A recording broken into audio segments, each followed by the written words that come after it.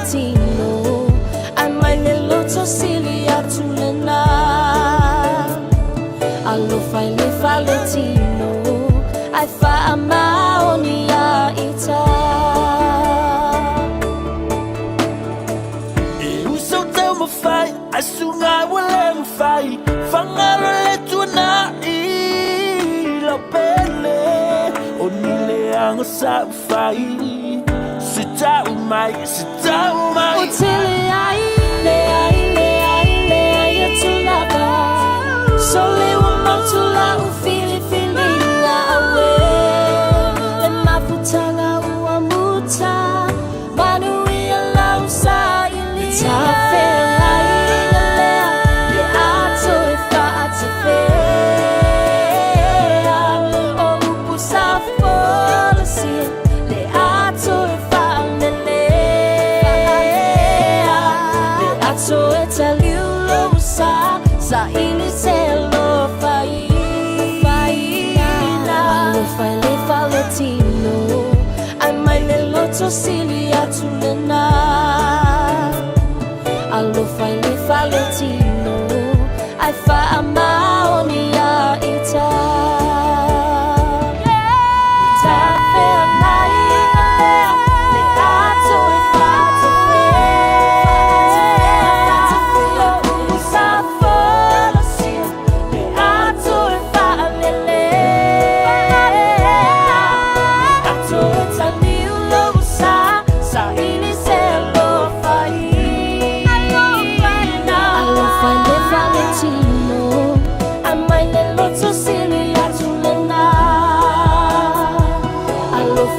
Valentino, I found my only ita.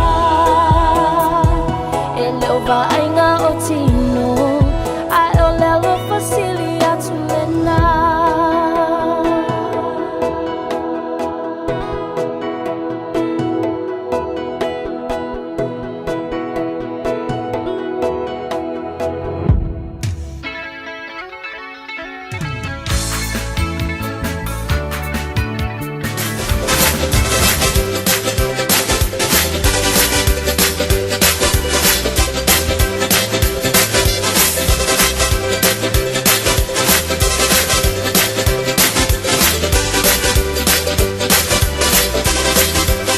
Don't mess to my tutu. Don't mess to my tutu. I know you have another one man. Don't mess to my tutu. Don't mess to my tutu. Don't mess to my tutu. I know you have another one man. Don't mess to my tutu. Well, I got on my great shoe and I left it behind. If you gonna Leo se balte bale watu le tai au lo wasu marfitu minuto te nele tu las folu lungal tau tu malanga si fonga rede Samoa ta slim of tolo amo ya be one fo le nei tai au le asang fu ale so fa le nei fu masina lon lima le o tanto ia le masina le nei o me ya ile nei fo tu sanga le wa mai atu la lunga mal tu fo ile sunga ya tawi meni mal le tatu proklama mal wal tai au ta se fo mal tu ale fa ngal mal mana na tsa vai lua tala lo e fo tatu fa salanga mo tatu proklama le nei tai au fo mal le ya so matango fie fa popol fa talo fa mal fa filo pa imo lunga tanto watunu pena fo ona mafuta mai le nei tai au pa talo fa tu i da finga luenga tofia le tu i sunga fa fenga nga mo la tu fa tua ala ngata fo ile fa talo fa tu i sunga fa fenga nga malo lo manu malo o ila tu fo lo nga lu so se fata fa taulanga ia fa filo ia tu proklama Fiafia Mai nei tai au malo se fo manuia malo fo lang ma pa talo fa tu le tapo inga na tu asin sine mo ta malawa malo se fo lau le se fo manuia nei tai au fo te tono lo ia fa malo longa le tua mo fo o to le malo si mo la mai le fa talo fa tu le tato proklama la mtanga le vai yaso mal proklama Fiafia Mai fa talo fa ti atu to umalava malo le se fo lau le se vati u fatalo fa ne tatu bompanga umalava ale Fiafia Mai ia mal tu le de Samoa penale mafuta nei tai au ma lo se fo moria se fo lau le foi ia le lo tatu watunu penale ma mo tatu proklama le nei tai au ma tango fie aso ka fole nei le aso fa le le masina le fo fanga solo tatu proklama masana pe ona ia mal tu le Fiafia Mai o le proklama tatu o tatu fa malstino la mtanga le yaso Fiafia lo fata simali songa fa finga yo o pau ya wale fa wino tatu pokala mli tai fa talo fatu lo sunga fa fenga nga malo se foboria atalo fatu tia malo se fu mo malange malo foi le usu malo foi fo lau dei masina luna limon ni masin on ne tausang io malo la le usu malo foi mana ia le aso tia pi ia le lofo malanga le o le tua mari o le tau le tai au le sul mo le la le lofo le tua e le so ngafi tia e mai mari fo le sapati le so nafi ia a o winga la yo tau pe ona masani ta to ai faftai ya te do foi wa to fa almanga fa nganga ta tu watu la mtanga o nga luenga liva yaso fata fa taulanga ese sa mana vai u pololo la sonafi ia mai sunga fa fengai te tia le ya le li just fa taulanga na langa indai no man malo Radio Samoa. asin nga malo si wa foi fe am nga luenga liva yaso ya lo tu ele no ateti le ya si mesilo na taua maua le tātou e te alu i tau le olanga mar seifuanga. Ia e whaaftaia. Maua le vanua tātou te whanongongo i le upoleri. Whaile ma whaamarsi au mo tātou i le aso ma le aso. Mai whaamarsi au na fi matu e kalesia. I le tusi whaile le e soto. Pempoa ria foi mai e le no bebi e Miriam a len taita. Sa Miriam mo whaile bi inga mo ude. Toto mo.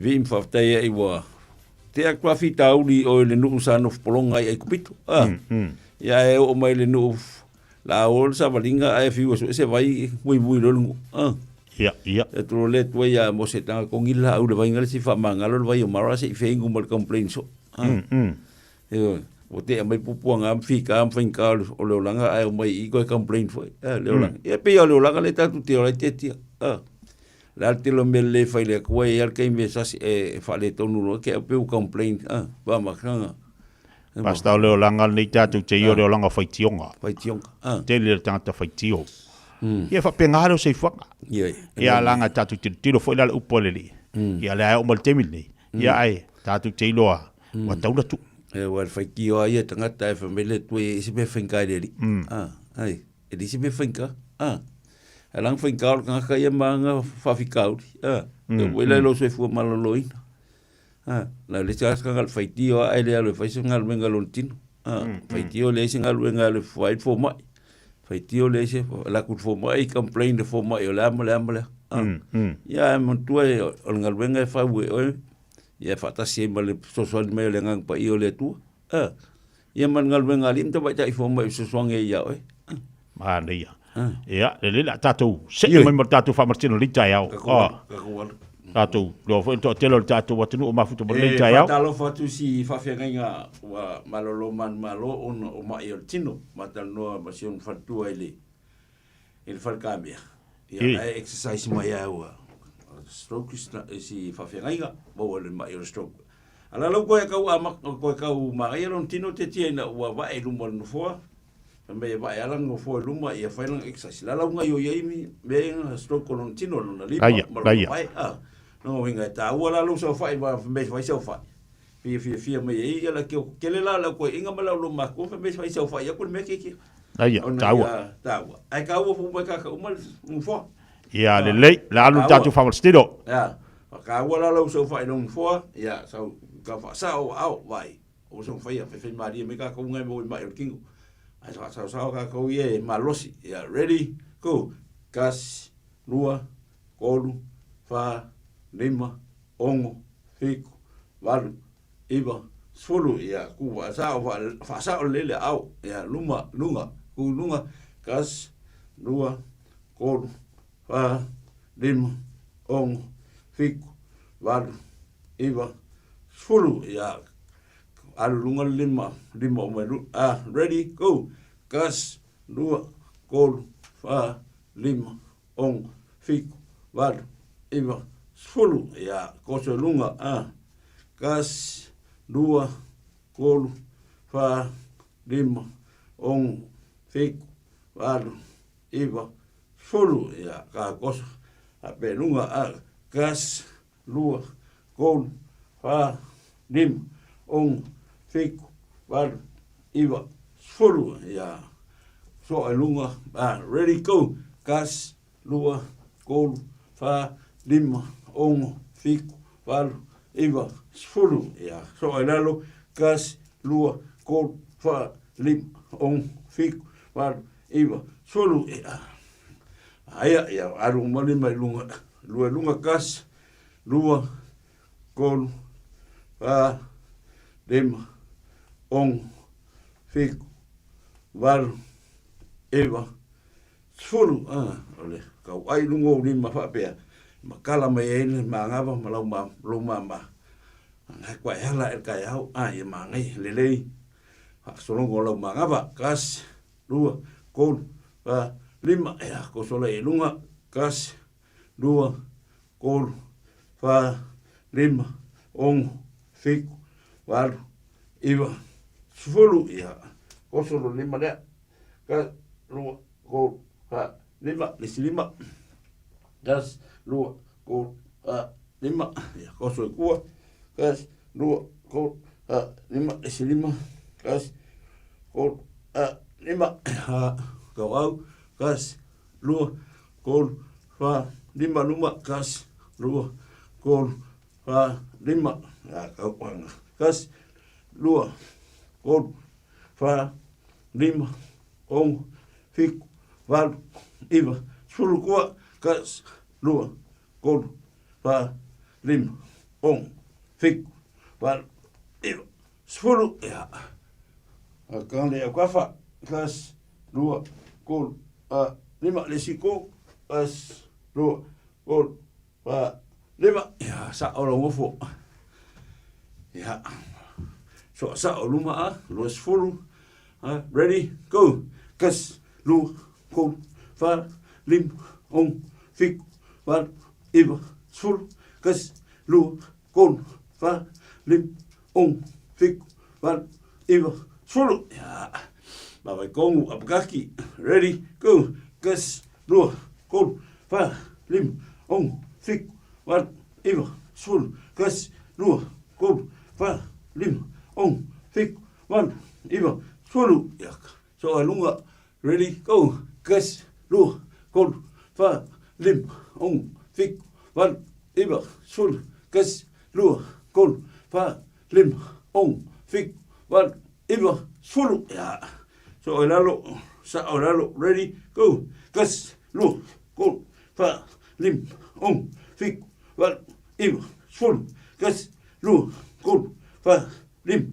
ong, fiku, walu, iwa, sfulu, kala lewa, alo lavi,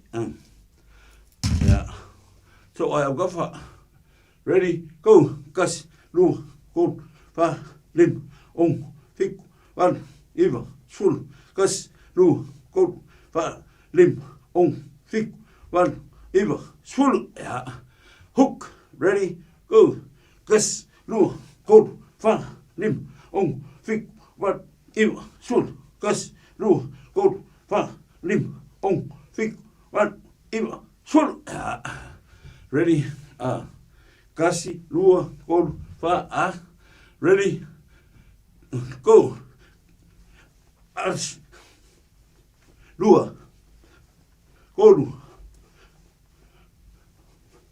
lima, ongo, fiku, walu, iwa, sfulu,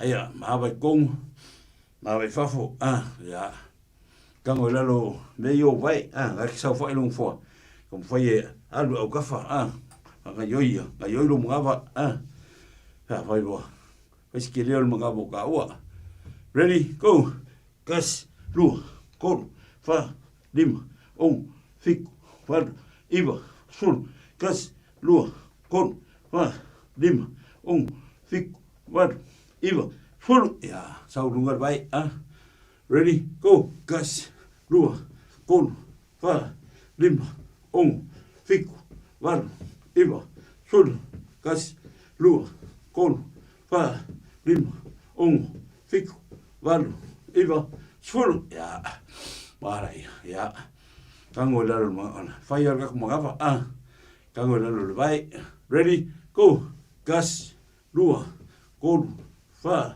lima, ong, fiku, walu, iwa, sfulu, kas, lua, kolu, fa, lima, ong, fiku, Walu, iwa, sfulu, ya. Alo, mahalo, ya. Kango luma, kango vele whape luma, vai lau ngā long so fighting for,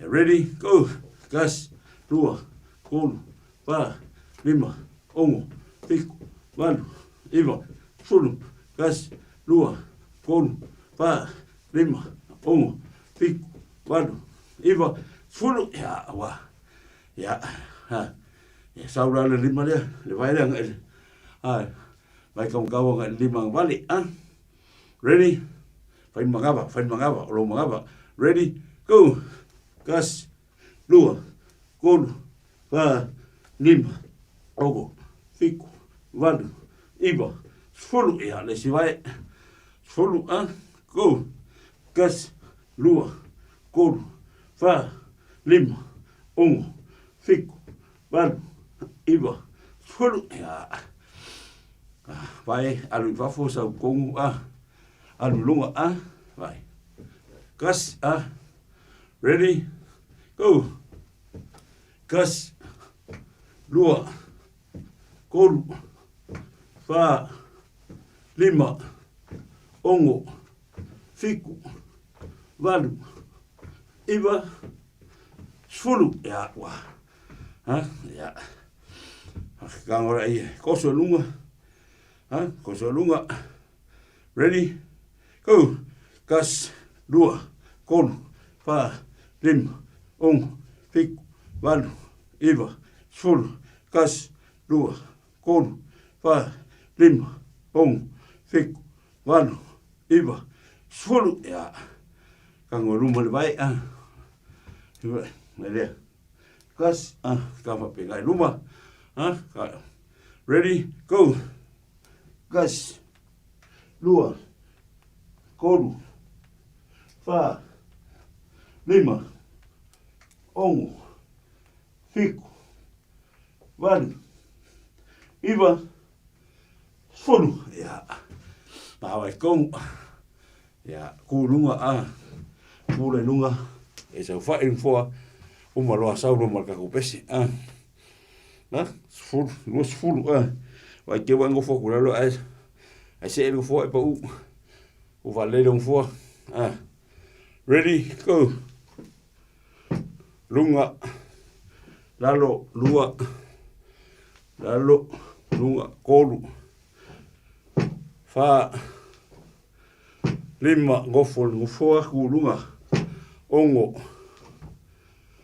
fiku, walu, iwa, sfulu, ko sfulu, kasi, lua, kolu, pa, lima, ongo, fiku, walu, iwa, sfulu, ya, kulunga, bye. Sanga manu fo ya oe ba ida ngalu fo ke ai ba la po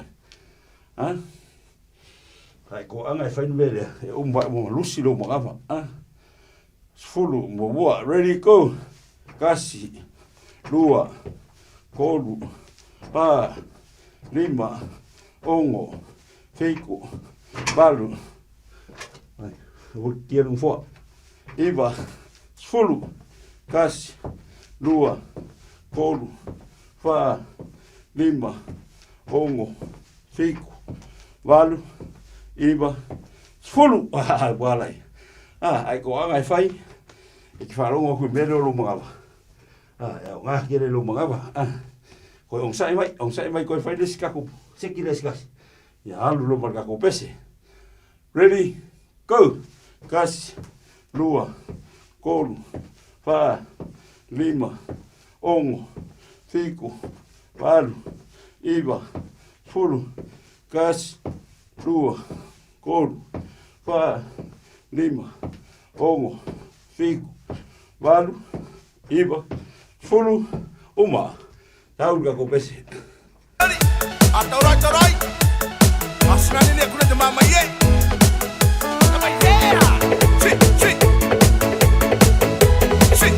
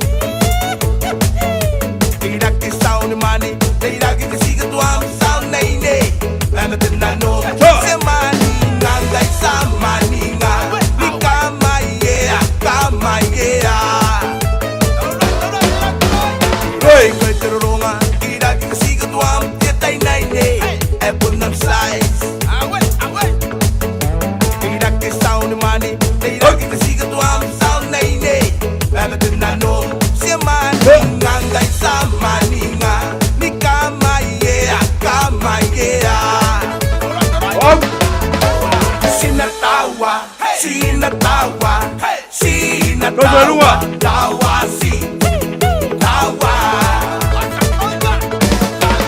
Sinakona, sinanimsa, sinakona, nimsa, si, tawa.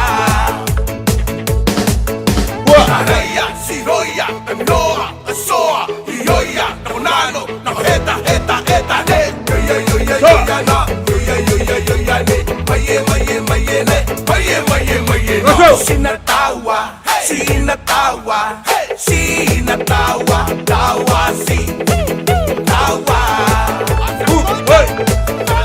Sinakona, sinanimsa, sinakona, nimsa, si, tawa. Au, malo.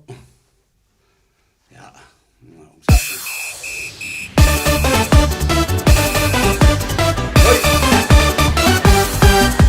Shake my love, see vai fai shake. Gang all capi se fast name. Eka dum dum here, eka dum dum there, eka lava everywhere. Shake my love, see vai fai shake. Gang all capi se fast name. Eka dum dum here, eka dum dum there, eka lava everywhere. Dum dum here, eka dum dum there, eka lava everywhere.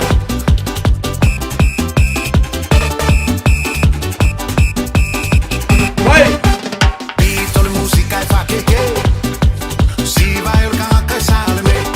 Awa e pum pum here, awa e pum pum there, e ka pum fa everywhere. Ua. Beatole musica Vamos e aí. fa che si vai il cacca salme. Awa e pum pum here, awa e pum pum there, e ka pum fa everywhere. Awa e pum pum here, awa e pum pum there, e ka pum fa everywhere. Vai. Low my low sip say my quay low. Sasa my young move I will it grow. Eka here, eka there, eka fa everywhere. Lagi ku. Low my low sip say my quay low. Au. Sasa my young move I will it grow. Eka here, eka there, eka fa everywhere. Eka here, eka there, eka fa everywhere.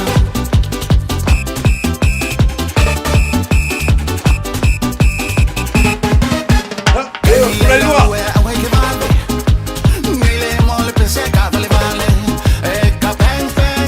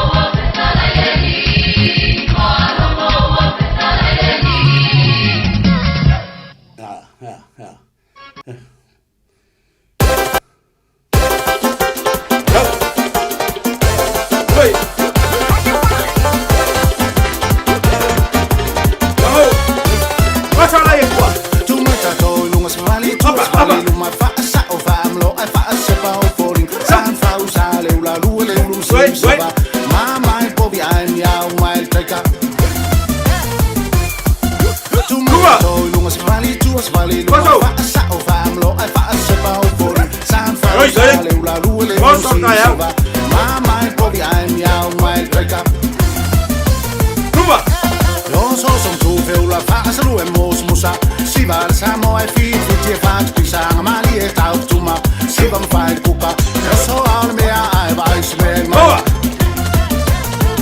Ui yo so som tu feula fa salu emos musa sibal Samoa Fiafia Mai pisang mali tau tuma sibam fai kuka so al mea ai vai sme ma wa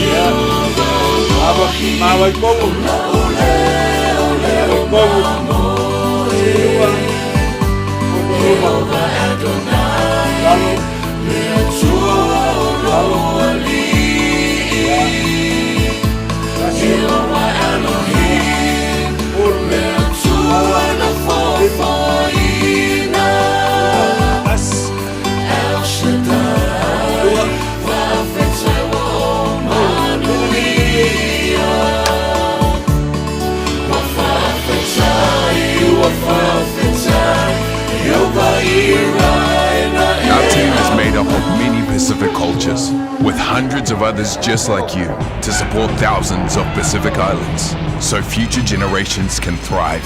Join a team you can count on. Search Navy, Army, or Air Force careers. E tutua e lana whanau, ma lātou ta ua o ia o le manuia. E vi ia fōi o ia e lana tane.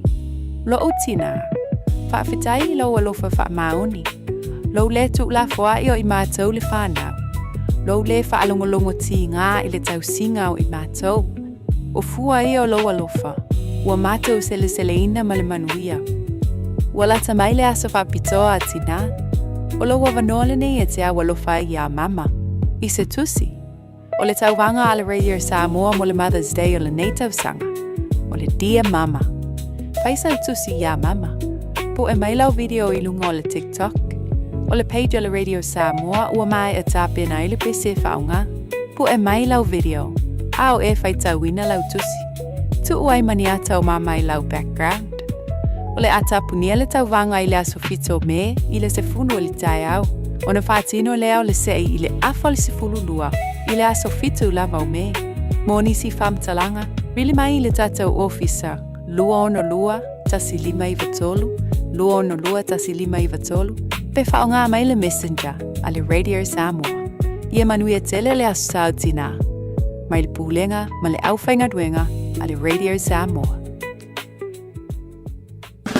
Sunga o whenga whakao elo kawa le fō maunga Max Ila. Senga o ka amilo i au kilangi. Mo koe fōi mai lawa i o tara i le Tire World and Auto Limited. Lea ma o aiso skoi ngā meg ma pau kawa. A ole me piko sidi. E ngā le lua lima ka alalwa ia so le kokong. Le Tire World and Auto Limited e te moa i ta avale ma pau tau ngofia ia New Zealand antoa. Mo fo i se ti mag wheels mo so se i tu ai ngā ta avale ma le telewishi au unanga. Warren Fitness i le na ole se fulu tala pia i wha i lo i eina e wha afafonga i le Radio Samoa i nei wha abitoa. Talia wins quotes, cue cards, maisi. Walau lo le Tire World and Auto Limited i le lua fitu tasi tolu o mo pau ta avale. Po le lua fitu wha tolu lua o mo le whale inisinia.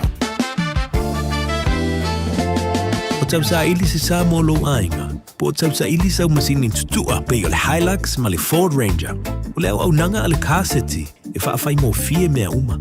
E te alu malau ta avale. Ua e malie atu atoa. Talia le titongi vaiaso, lua vaiaso, pe maasina foi. Tu atoa lo whaatu atuanga i le kaseti. Te tala fitu aso, tu atu si fitu tasi, East Tamaki Road, Papatoetoe. Telefoni lua fitu fitu, ono fitu lima fitu. Lua fitu fitu, ono fitu lima fitu. O le kawashoa o lau kamufani inisiwa e tautua mo oe ma e pele ya te oe. O la mātau au aunanga ua iai a li matamaitai ua uma o nā o tauina e ngā lulue whaatasi ma so o tau au ma oe ma lau ainga ma so o se whaala putoputonga. Mātau te fitosoani e whautua ina oe ma lau whiliwhilinga te tau i teimi o whaafi tauli. Au aunanga e whaatuatua ina mo oe ma lau ainga i so o se teimi. Cover Shore, here for you every step of the way. Nālofa Samoa. Waule nei o kāsputi alu, a wale sui ale ngila waule ki o. A eva mai ina se fudu 5 kolu, a mo, Radio Samoa, vevela a. Leo se malte bale wati leo to e baru minuta na ta leo le tula se maltasi fa malofa fa tato wa tunu ma fa mai. Ya, e se fot tatu fa marstino pe ona saunia le sunga fa fenga mo tato le taiao. Mo se fasi nga malo si ngol tatu po klama me se foi ya le vai mo mai le tatu tamam tira ma tu mot ai mot malo abe fo lo tatu wa tu fa tele sunga fa fenga mo tatu fa mastino ni tayo yo e te tia fa dalo vat fo ile au Whalongolongo mai Samoa, la mo mai Samoa tato proclame le tasio ono fa point tasio ono tesimaltas. Tesimaltas ya fatalo foi toele to fine de ya sende. Ya mangrefi amungalo ngale ya sende lo fat ya o mat fanap. Ngalele tu nai vai moso ya lo fat po ya inga umai vai moso a fa yo mo fa sal ngan nei tu la le tayo. Ya malo se fu malo leus. Malo foi ngalu ne ya so atetia. Ta u ke le fa yo le exercise. Saulik taua o leua ia ina maftanga fo ia ina melepone tangata matu o leua mafai ona la tu fanga ina nisi o vaeng o tatu fa malstino pe al vatu la songa fua male tatu asfalile la songa fa fenga pe mo fa tatalu nga fo ile mo ila tu melepone ia leua pa fo ona mafta mai ia songa fua masfalile fa tatu fa malstino pe le mafuanga tete wala ile tangata matala no vili mai I Queensland ia mai si tu Australia fa mai wo fiu fatali mai exercise aso ina wa fat ya wa afati fol nga ali fasala una olona aula fa si te le plan meu kupoi ya wa fa si pisi fo fi amngal nga ateti ya peol mafuanga na wale le la mo wala mo ila malo si mai la le wo fa malo si me ona wo teleng lai tangata matu ola fi mo wala so son pe vola sungal fa fenga le fa fenga le o malolo man malo ona o mai el tino o mo le stocks fa fenga ya per fa malolo nga le tua matal no masin fa tua lo amakan ko nga yo ona no foling fa ko fa nga ya misela ya le exercise le sa fa mo fa ateti a nga tele la mo ko ya nga to awale tu wa a fa pe fo wale sa tau malu lu e tau fo ona fa sa fa marstino la tau ya pe fa pe na te lo o le wa tau malu ya o le wa mata fo ina salfuru wala ni fa tu wa tau fa afutino fa afutino me sin tau o le vele le exercise fa pe tanga savali male alu exercise wele tanga balosi ateti e fa vanga exercise tanga wa le fang sabat ngo fo ngola wheelchair fa exercise ngo fo fanga yoi vai fanga yoi tino fanga yoi me mo tino me sa o lima o au fanga yoi ia ma le leilo mana e langa ka fa lo fa pe ali seina la vai nga ia sei tang fa malo ia le leile sa o mana mai lo mama na ia le late flow wai le alu le e foi le fa ala ta ia fa pe lunga vai pe lunga ia fa pe ina ia le ngale kwa ia fa ia ta ia le le ia flow lo manava i lo mama ia a mesel fa solo ngala toto lo tino ia nga yo le le ia la toto lo tino pa fa pe o engal ka o ko ma sa fa ia nga wa ia le wheelchair po ma tu ma ate tia nga tele au fo ide ia foi fa pe na la e no foi lu e tu do le ai sina se kone lu se kone tau fa lo ai lu tino ia ma se tau no fo le e lunga sa fai au lo te na la no foi lunga lo boenga e tu do lu te tia al memo mo te nga fai no ngo fo e wa al fa ia te au fai lo lo wa pe o kombanga le minute nga fa ye lo fa sta ile tua e mo fa lo fa ka ile ko lo tua e alu e ai ele ai fa mo lo fa sta ile tua ko mai nga ku so lo ko manga ya mata longa ka ngo mo lo fa sta ile tua ya ka lo fa pe lo lungo wa au ya ko so lungo wa au ya fa pe lunga vai nga yo wa au nga yo nga mu se lo tino ya fa pe la te la po o le fa yo na e wali ku lunga funga le ya tu va pe lunga ya itu no foi la lo fo taua o ngai pamu ai ala toto lai lalo sau mai lalo ya lo ngai lunga taua tele pe o men hana mo mai nei ali im tabai tai singa fo mai e fai exercise la tu ya ngai le tio a mo la to so fu malo ngai mala ya fa malo fa tel teatro watno mo teatro fa marstino li taiao o le fa singa malo si mo teatro ya a fa pela fai ya so umba fai la fa marstino i le taiao e fai fa nga no fo e to no lo fali walu tau maruru ni ka walu fo e ngai ke len fo nga ke sa fo e ke le exercise mo walu fo mo fa sanga ngo fo e fa sanga man ngo fo e fa sanga yo ngai yo ya le lo tino ia ma e a bo fo e ko fa li lo e ko ka usami e ko fa li ko fa lo exercise mana ia ole ato molis fa pongal tatu kala bil tatu wa fa marstino ile tai ole as falile ma fu mai tatu wa tunu wala boni tu wa ile fa yo fa marstino ia tono lo mo to mo la ile taiao ala ilo taiao fa ilo fa taile tua ia fa ilo le mo fa marstino pe ona masani ai mari ai amata la son fua uma le va yaso uma le va yaso mani fu wala taiao la sa fa sino fa marstino te ia lotu nanga ke la kula fresh lo ma rosi An mela lo wala e fa isa le sa la ko le launga. Launga ma fe pa ko ngelo fa isa nga fa pe o lo launga ma e fe.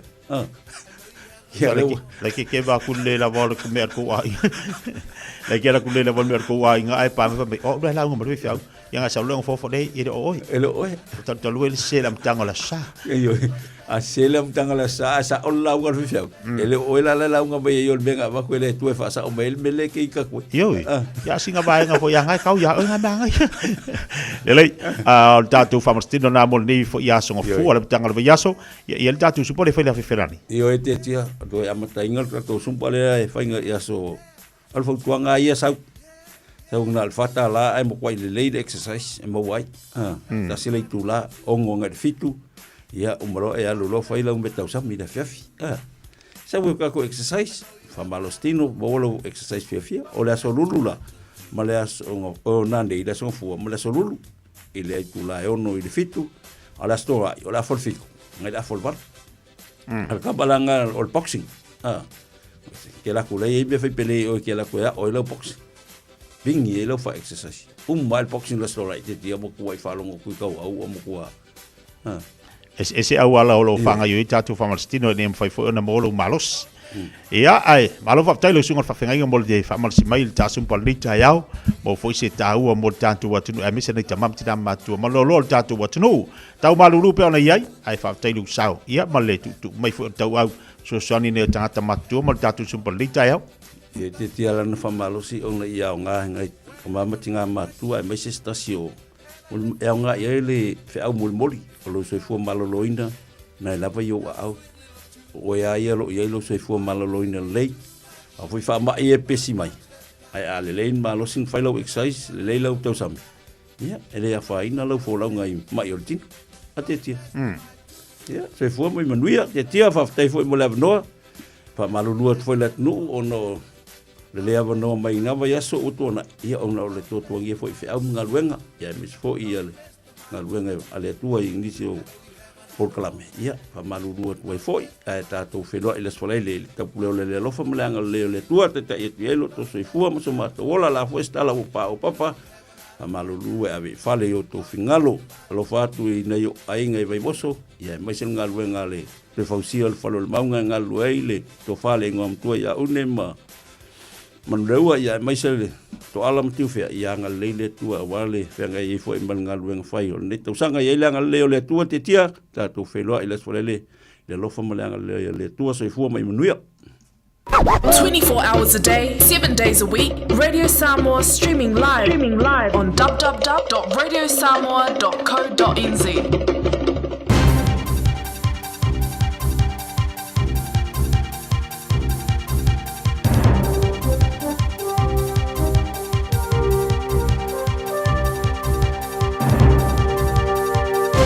In this update, Donald Trump claims his representatives are having positive discussions with Iran. Iran's offered the US a 14-point peace plan asking for hostilities to cease and for it to withdraw its forces. Trump has just announced the US will escort ships through the Strait of Hormuz from tonight, dubbing it Project Freedom. Back home, Acting Prime Minister David Seymour says wars should not be unilaterally started, as this has, but international law does evolve. If you spend 40 years sponsoring terrorists, terrorising your neighbourhoods, trying to create nuclear weapons so you can wipe a whole country off the map, then perhaps the protections of international law are not entirely available to you. A difficult application process stands in the way of New Zealand exporters receiving refunds from US tariffs. In February, a US Supreme Court ruling reversed Donald Trump's sweeping emergency tariffs, finding the US president exceeded executive authority. New modelling by consulting firm EY New Zealand suggests our exporters may be subject to up to $1 billion in refunds. But EY indirect tax leader Paul Smith says exporters are struggling to submit adequate entries. Data is really critical, and it's really important that you review your data and you undertake a sampling exercise to make sure there's no inaccuracies in those entries. The Health Minister says the health service will always need locums, but it should be trying to reduce its reliance on them.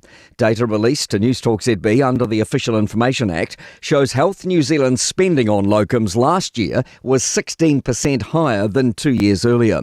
Danica McLean has more. Simeon Brown says locums will always have a role to play, but he says the long-term goal is to build a stronger, more stable workforce with more permanent staff providing care, and he's made that expectation clear. Health New Zealand says it's working to strengthen its permanent workforce, but locums are important in hard-to-staff specialties and regions. A blockbuster Lego Star Wars exhibition is opening next month in Wellington. That's news. In sport, Wu Yitsa has opened up a 10-7 lead over Sean Murphy in the best of 35 frames snooker World Champs final at Sheffield's Crucible Theatre. He won 6 of the 9 frames in session 2. The pair have been locked at 4-all after the opening session. Golfer Cameron Young is the only person to give himself any grief in the final round of the latest PGA Tour event in Miami. He's inflicted a one-stroke penalty on himself at the par 4 second hole after causing his ball to move in the fairway. Young finished at 19 under. That was 6 shots clear of world number 1 Scotty Scheffler. Ryan Fox finished tied for 30th at 5 under. Inter Milan are the Serie A football champions, sealing the Italian title with 3 rounds remaining. That's sport. I'm Malcolm Jordan. O te ngana unifo, whawawhenei loi le Papa Toe Toe Dental, ma whaongalau Community Services Card, e se iailo nifo i le nao le fase fulu tā la. E whaia foi nifo auroi whaai ila ai lau smile. Susu mai pe wala au mai i le Papa Toe Toe Dental i le lua fitu valu whawalu tolu o le tua tusi tolu fitu lima Great South Road, Papa Toe Toe. Papa Toe Toe Dental, smile every day. O se tala Fiafia nei Samoa, wei nei se tautua ma se au nanga family noto mai le kampania le City Car tua tusi tasi dua lua Lincoln Road Henderson. Te maua iai le tele o tawa la poa ban e o foi tatu tawa le laiti. Tania foi la tau wha le tonu tongi e talafo mo le tatu cashback. A ma tatu lima se lausi aga ia tu le lima fe tala. Fe sota imai ulungia Peter Perenanto le numera o lua tasi o wale walu fitu lua. Pe a manau mia se tawa le fau molo a inga i le tau malulu. City Car done and said.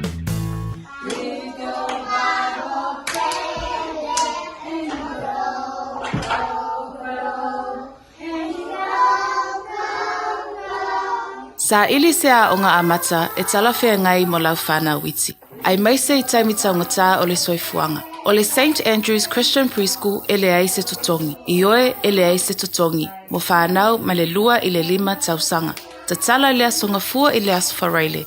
Iwa I le tae au anga I le tolu I le afiafi. Vili mai loa le St. Andrew's Preschool I le oiwa, lua fituono wha 5 tolu wha. Lua fituono wha 5 tolu wha. Toa tusi se fulu valu Station Road o Tahuku.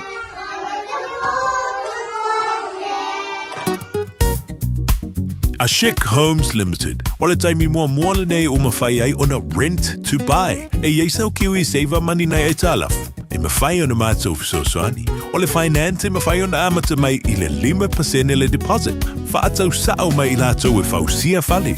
Whaingo fie mawawe. Ashik Homes Limited. Whafsotai mai loa Shemaima I le olua tasi lua fitu o valuli maiva. Olua tasi lua fitu o valuli maiva. Ashik Homes Limited. Amata ile aso mo se tae au manuia. When you shake up, I bring you Samoa. Lua mai, washi mai. Radio Samoa, Radio Samoa, Radio Samoa. Tusili mai vatolo. Radio Samoa.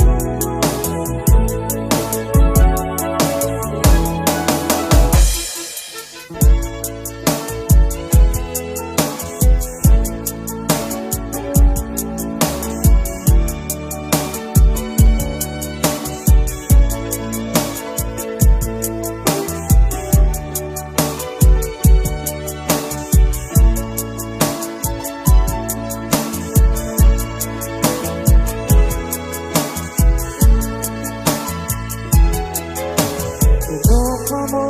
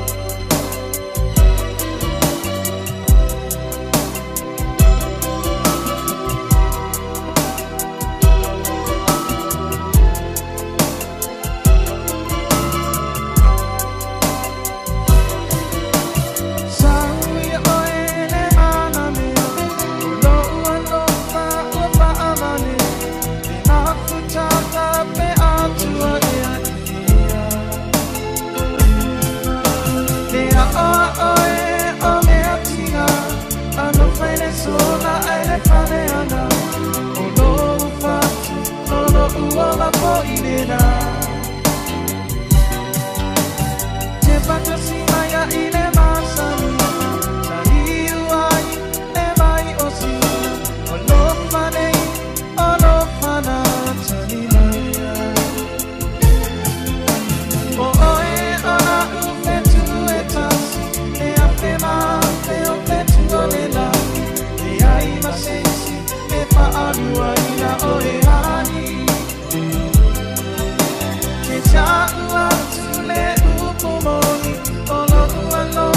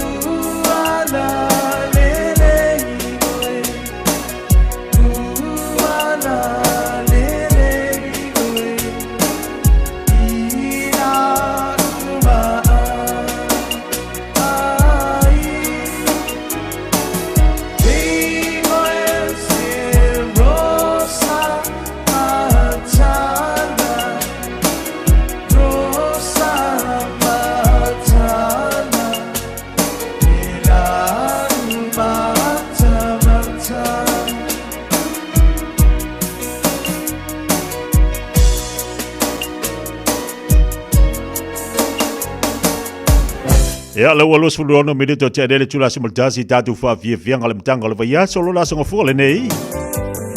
Paso solo mali ai ngalu nga tiu te mafai valo filima lo fengai mal tatu wa tino. Alo ngalu ma lo fa man los. Ma se foi nei tamam tina man tua. Wai wai swing o le tau wa faisi tau malulo. Tau fo na titilo tatu. Ya ila e tala fengai leima taimi fa benei. Au fengai o fai valo filima. Mas ela vai tua ina mana ido umat tua. Pela foi na te mafu tama ino tau tau lang si follow the Samoa tasri bof tulu amo. Au wolo fatu pokala me mo tau. Tasi ono tesi mal tasi fa mo tatu ainga. Wo paanga mafu tama Samoa. Pa malo atu tatu tau mo tau. Ya mana tolo solo ngale le manuia le taiao. Wa foi di tau amantailo fo longo le taiao la son fo. Tau no wa vele upole tua ta e fa fonga le son nafi fa be se fa singa malos i ant oi ai fenga ye yau tu te manga ruenga a ba le ngole tele fa le mo fa le mo tu sa au pele fa tau ta mama ta le ngole wala le fo wa a ya onga nei te mai tu le va yas ya ba se fa tapena tu ta tau mo le santina ta pena Fiafia Lua Fiafia mau le fe alfani ia ma mo le mano si mai le li Tātou whanongolango i lea tu o ia nā te whaia me sili bo i tātou lana whanau. Au whianga li tātou wa tenu ma whaivalo filima. Lua 18 minuta lau tēnei ia leitu lai se whanmatasi.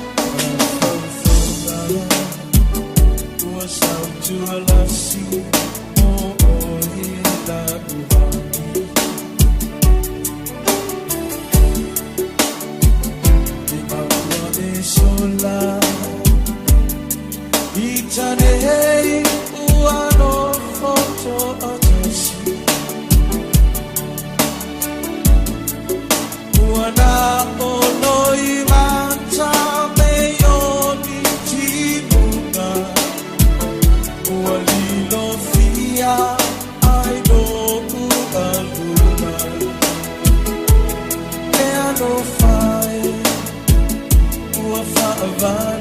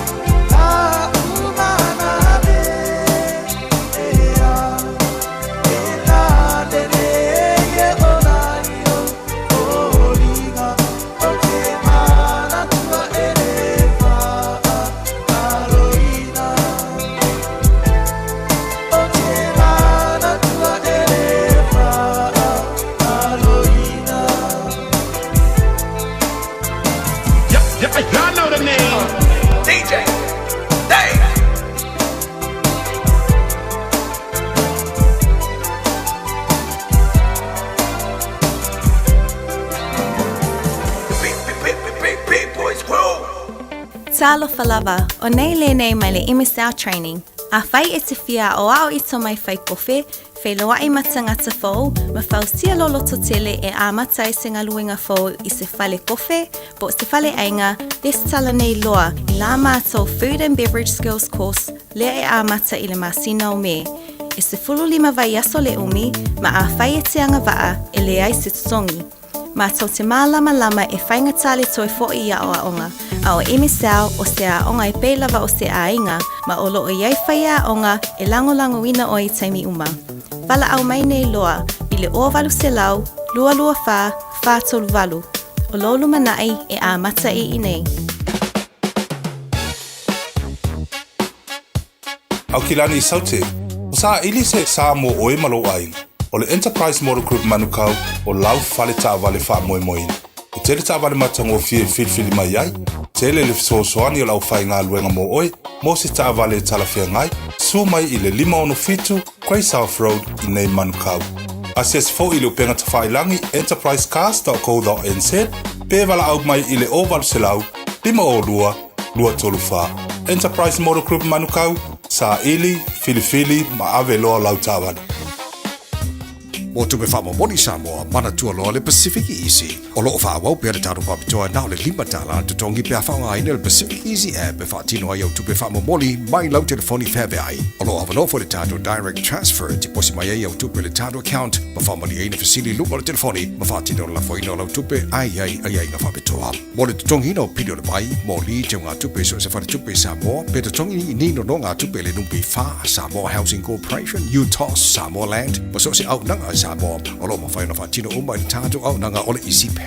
Mo le silafia, o whasoponia so se wahenga ni usila i o tātou la, o lo awano fo i o tātou ofisa i o taro mamangele, pe whaunga le Pacific Easy Mobile app, bo le direct transfer, whasawa i lutaimi, ai sili atu na whasawa i nau tupe wa taunga tāle penisini. Mo nisi whamtalanga wala au le telefoni o valse lau o tasi ono, po numero masani au kilani o le lua fitu ono fitu iwa fitu wha, ma le lua fitu ono fitu iwa maru wha, Pacific Easy o lau paanga mo tupe wha mo boli Samoa.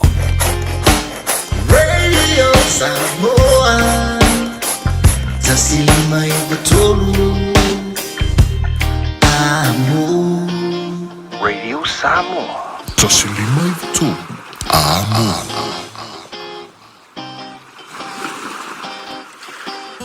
Ua mawhai o na aura tula polo kalame le leimo o ia so taitasi o na o le langolango malo si le whale maliu a se alo le aturuu o ese tātupu Funeral Directors i Manukau City. O kalame le leimo oe, talo whalama. Tuisa e peru e leimo alo na whai upe 5. E ui lava ina o ia o le alo a o mea sa pōpua ngā te ai o ia. Na haoa o ina ai o ia usi tai. Tuisa e peru o Yesu na haoa o ina, ia usi tai i ona pōpua ngā te umma. O le upo i le ngangana e lini o le ustai o le obedient. O le hopa kohe, e moa mai upo e lua o le hupo o lalo, a kuo o le whaalongo. Lo winga whatino o le pito i lalo po o le vaenga mau lalo e whaalongo ai. O le ustai o Yesu na o wina i a ustai. Ai sea, o Yesu e iai le poto uma i le lalo langi ma le langi. Ai o le winga le au mai e le e peru. O le ata e tusia mai. Ona o le ngaluenga ma le anganga ma le mawhawhau ke riso. Nā alu ese mai i lona nofo ali. Le loto ma le anganga maulalo. Ma le ustai. Lona nofo ali tupu ma le mamalu nā alu ese mai. Ina ia iai le lalo langi yang sala. Pei ona soifua mai le whalo manu. Soifua mai i le ainga maulalo. Nofo ma milo fatasi ma tangata anga sala. Ino sia maulangia. Ta wembu iai tangata. Te e ona lava tangata yutaya. Whamata e whaingo fia i tupu. Mali i o le nei lalo langi. ona lātou ese mai o lātou nofo ari, mo lātou tūlanga maurulonga. Ina ia whātai masawa pali whaitasi, ile maulalo o leo langa, na ola e whaola. O le neile moni ma le wha maoni. O le usta o Yesu ke riso i ona pua ngātia uma, pai lofa i ato e. Ma, ina ia wha a toa ina ai, ma a be Yesu, ma tupunga o le whaorotanga. O le ola e whaavau a mene Yesu. Ia usta i loa tātou, usita i a Yesu, o a manatua, ele lei moe. O le ese tatu pu funeral directors o se fale maliu Samoa o le tali foilea o taimi whengata ona o le malanga al maliu maleoti e mawhai foi ona latu awina atu ma awina mai tino maliu o e pene mai so o se atu nuo lanolangi mala auno le ese tatu pu funeral directors i le lua ono lua tolu fitu o pea fiu ane ele se fulu manebalu Norman Spencer Drive in Manukau City.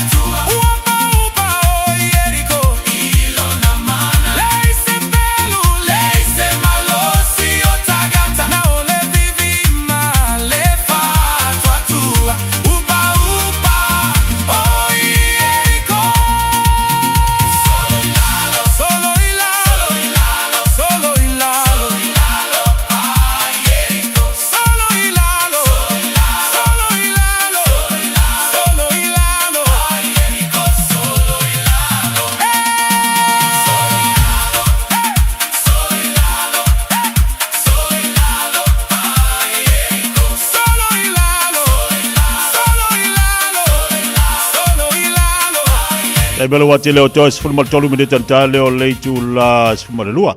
Tale tula sifuma lua na awina fo leo tatu tala mi Samoa lo toa salawila le taima le oli. Po kala bele mo o selu tau fa nganga na mo tatu fa taima vi ia le li ila na upfolfola. Pa il fa fonga ili tatu watu no mo tatu fa longo fa tasiai. Mai upol pese fa mai solo ilalo pa Jericho. Solo ilalo avenga mafa, solo ilalo me fa li tonu. Solo ilalo me na te ilua te fa sa usi lisu so tangata. Solo ilalo me na te ilua e le tau na e faia ile nei lalo lang. Ya ko ifo. Ifa pe fa nga ele su se pa ye di ko ke sa solo. Ya ka mai pa nga ke velo lo mo. Ele mfainga ele kam ko ya kia. Antua vita to a yere pa ma to ina ya sola a so fa ila e tu lo wal fa fonga tu e me tu all over le ngale pa solo ilalo e solo lo ilalo e ko yakula ia leo to la tu lo tangata lama la le to la tu lo to lama le po ia ma ko yaki le nga pa e ia la ma fu nga ngos fa ia ele le me tu alo ia tono le o le parko ina me mamua o le alo ai kalu o lua o le alu e sua fai tonga koru ele skopu alpo alisi ai o le mea la ton tatu fel ka kango fia pa makia la ia le metu alo ai fa pela ile o ko we nga manga ia la le umbanga fa makia nga alu ko mod ai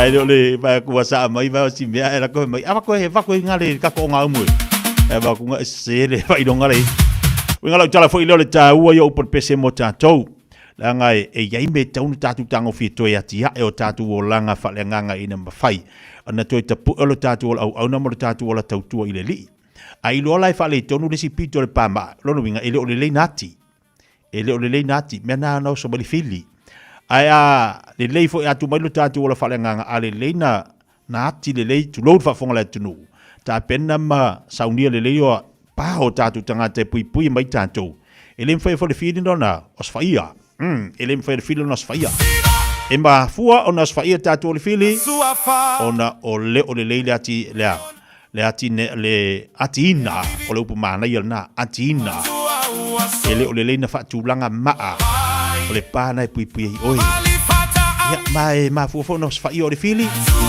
o e fe lua ia mai si pa le yo solo ila lo ia pale na am tanga le masina tapena la sautina tapena fifia tatu ainga ya ma vai se belo fo le mo tina mo le nei fo tau sanga wa na le pau fo le tau sanga to mo le sautina le tau sanga fo ina ua sa le vale watile o te 10 minute tale tu la sima lua pa malol tatu watinu te fa malotina tamam tina matue moto mlawa ya mafuta boy pelu ngol tatu tua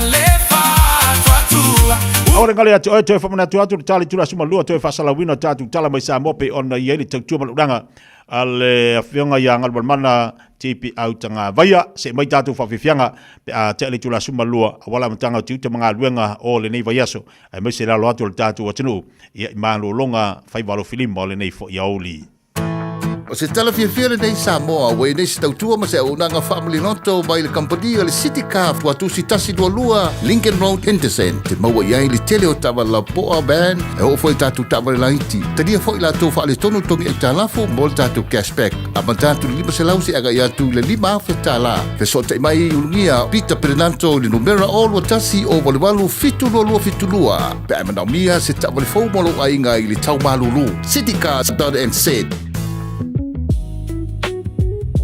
E tutu wa e lana whanau, ma lātou ta ua o ia o le manuia. E vi ia fōi o ia e lana tane. Lo o tina, whaafetai lo alofa wha maoni. Lo le tu la fwai o i mātou le whanau. Lo le whaalongolongo ti ngā i le tau singa o i mātou. O fua i o lo alofa, ua mātou sele ina ma le manuia. Ua lata mai le asa whapitoa a tina, o lo wavanole nei e te awa lofa i a mama. I se tusi. O le tauwanga a le Radio Samoa mo le Mother's Day o le native sanga. O le Dear Mama. Faisa tusi i a mama. Po e mailau video i lunga o le TikTok. O le page o le Radio Samoa ua mai e tāpena i le pese whaunga. Po e mailau video. A o e faitauina lau tusi. tu uai maniata o mama I lau background. O le ata punia le tau vanga I le asofito me I le sefunu o le tai au. O na whaatino lea o le sei I le afa le sefulu lua I le asofito lava o me. Moni si famtalanga, rili mai I le tatau officer, lua ono lua, tasi 5 vatolu, lua ono lua tasi 5 vatolu, pe whaonga mai le messenger a le Radio Samoa. Ia manuia tele le asau tina. Mai le pūlenga ma le awhainga duenga a le Radio Samoa. O e fufu e whaatau ese lo fale. E te manao sta ngate whaalongo ia oi, tau tua mo oi, ma malama I launga ngana. Vala au mai loa le malu mawhatau Bob le malu. I le olu o lua, tolu ono o, 5 lua iwa fitu. Olu o lua, tolu ono o, 5 lua iwa fitu.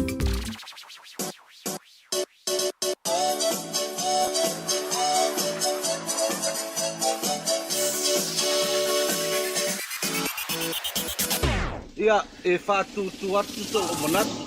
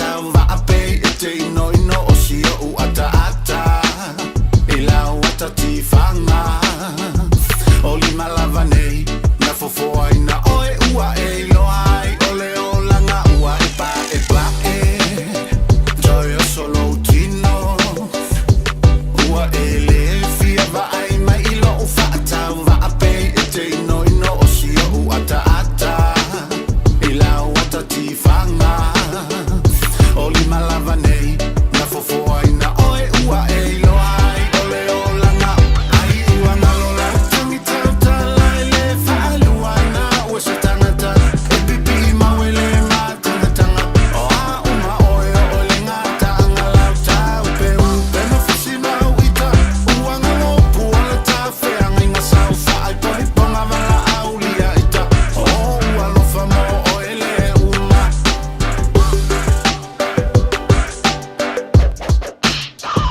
ua e whainga elo I lau whai a onga ma pei e ke whai whailo ai la mula mu e o ke ngia so o ai lo mea o la ua ai au ulu tua na I ta isi ma wao le lole aua le la mua ai ka ngosi o ukei e miki miki ua e whainga elo I lau whai a onga ma pei e ke whai whailo ai la mula mu e o ke ngia so o ai lo mea o la ua ai au ulu tua na I ta isi ma wao le lole aua le la mua ai ka ngosi o ukei e miki miki ai ua ngalo lau tangi tau tala e le whaaluana o se ta O se mai alau whaafofonga o le whaapoponga fo ele nei o talafou mai Samoa. Awina sa mai mo oe e lau leiti o whalongalongo le Radio Samoa tasilima iwa tolu amo.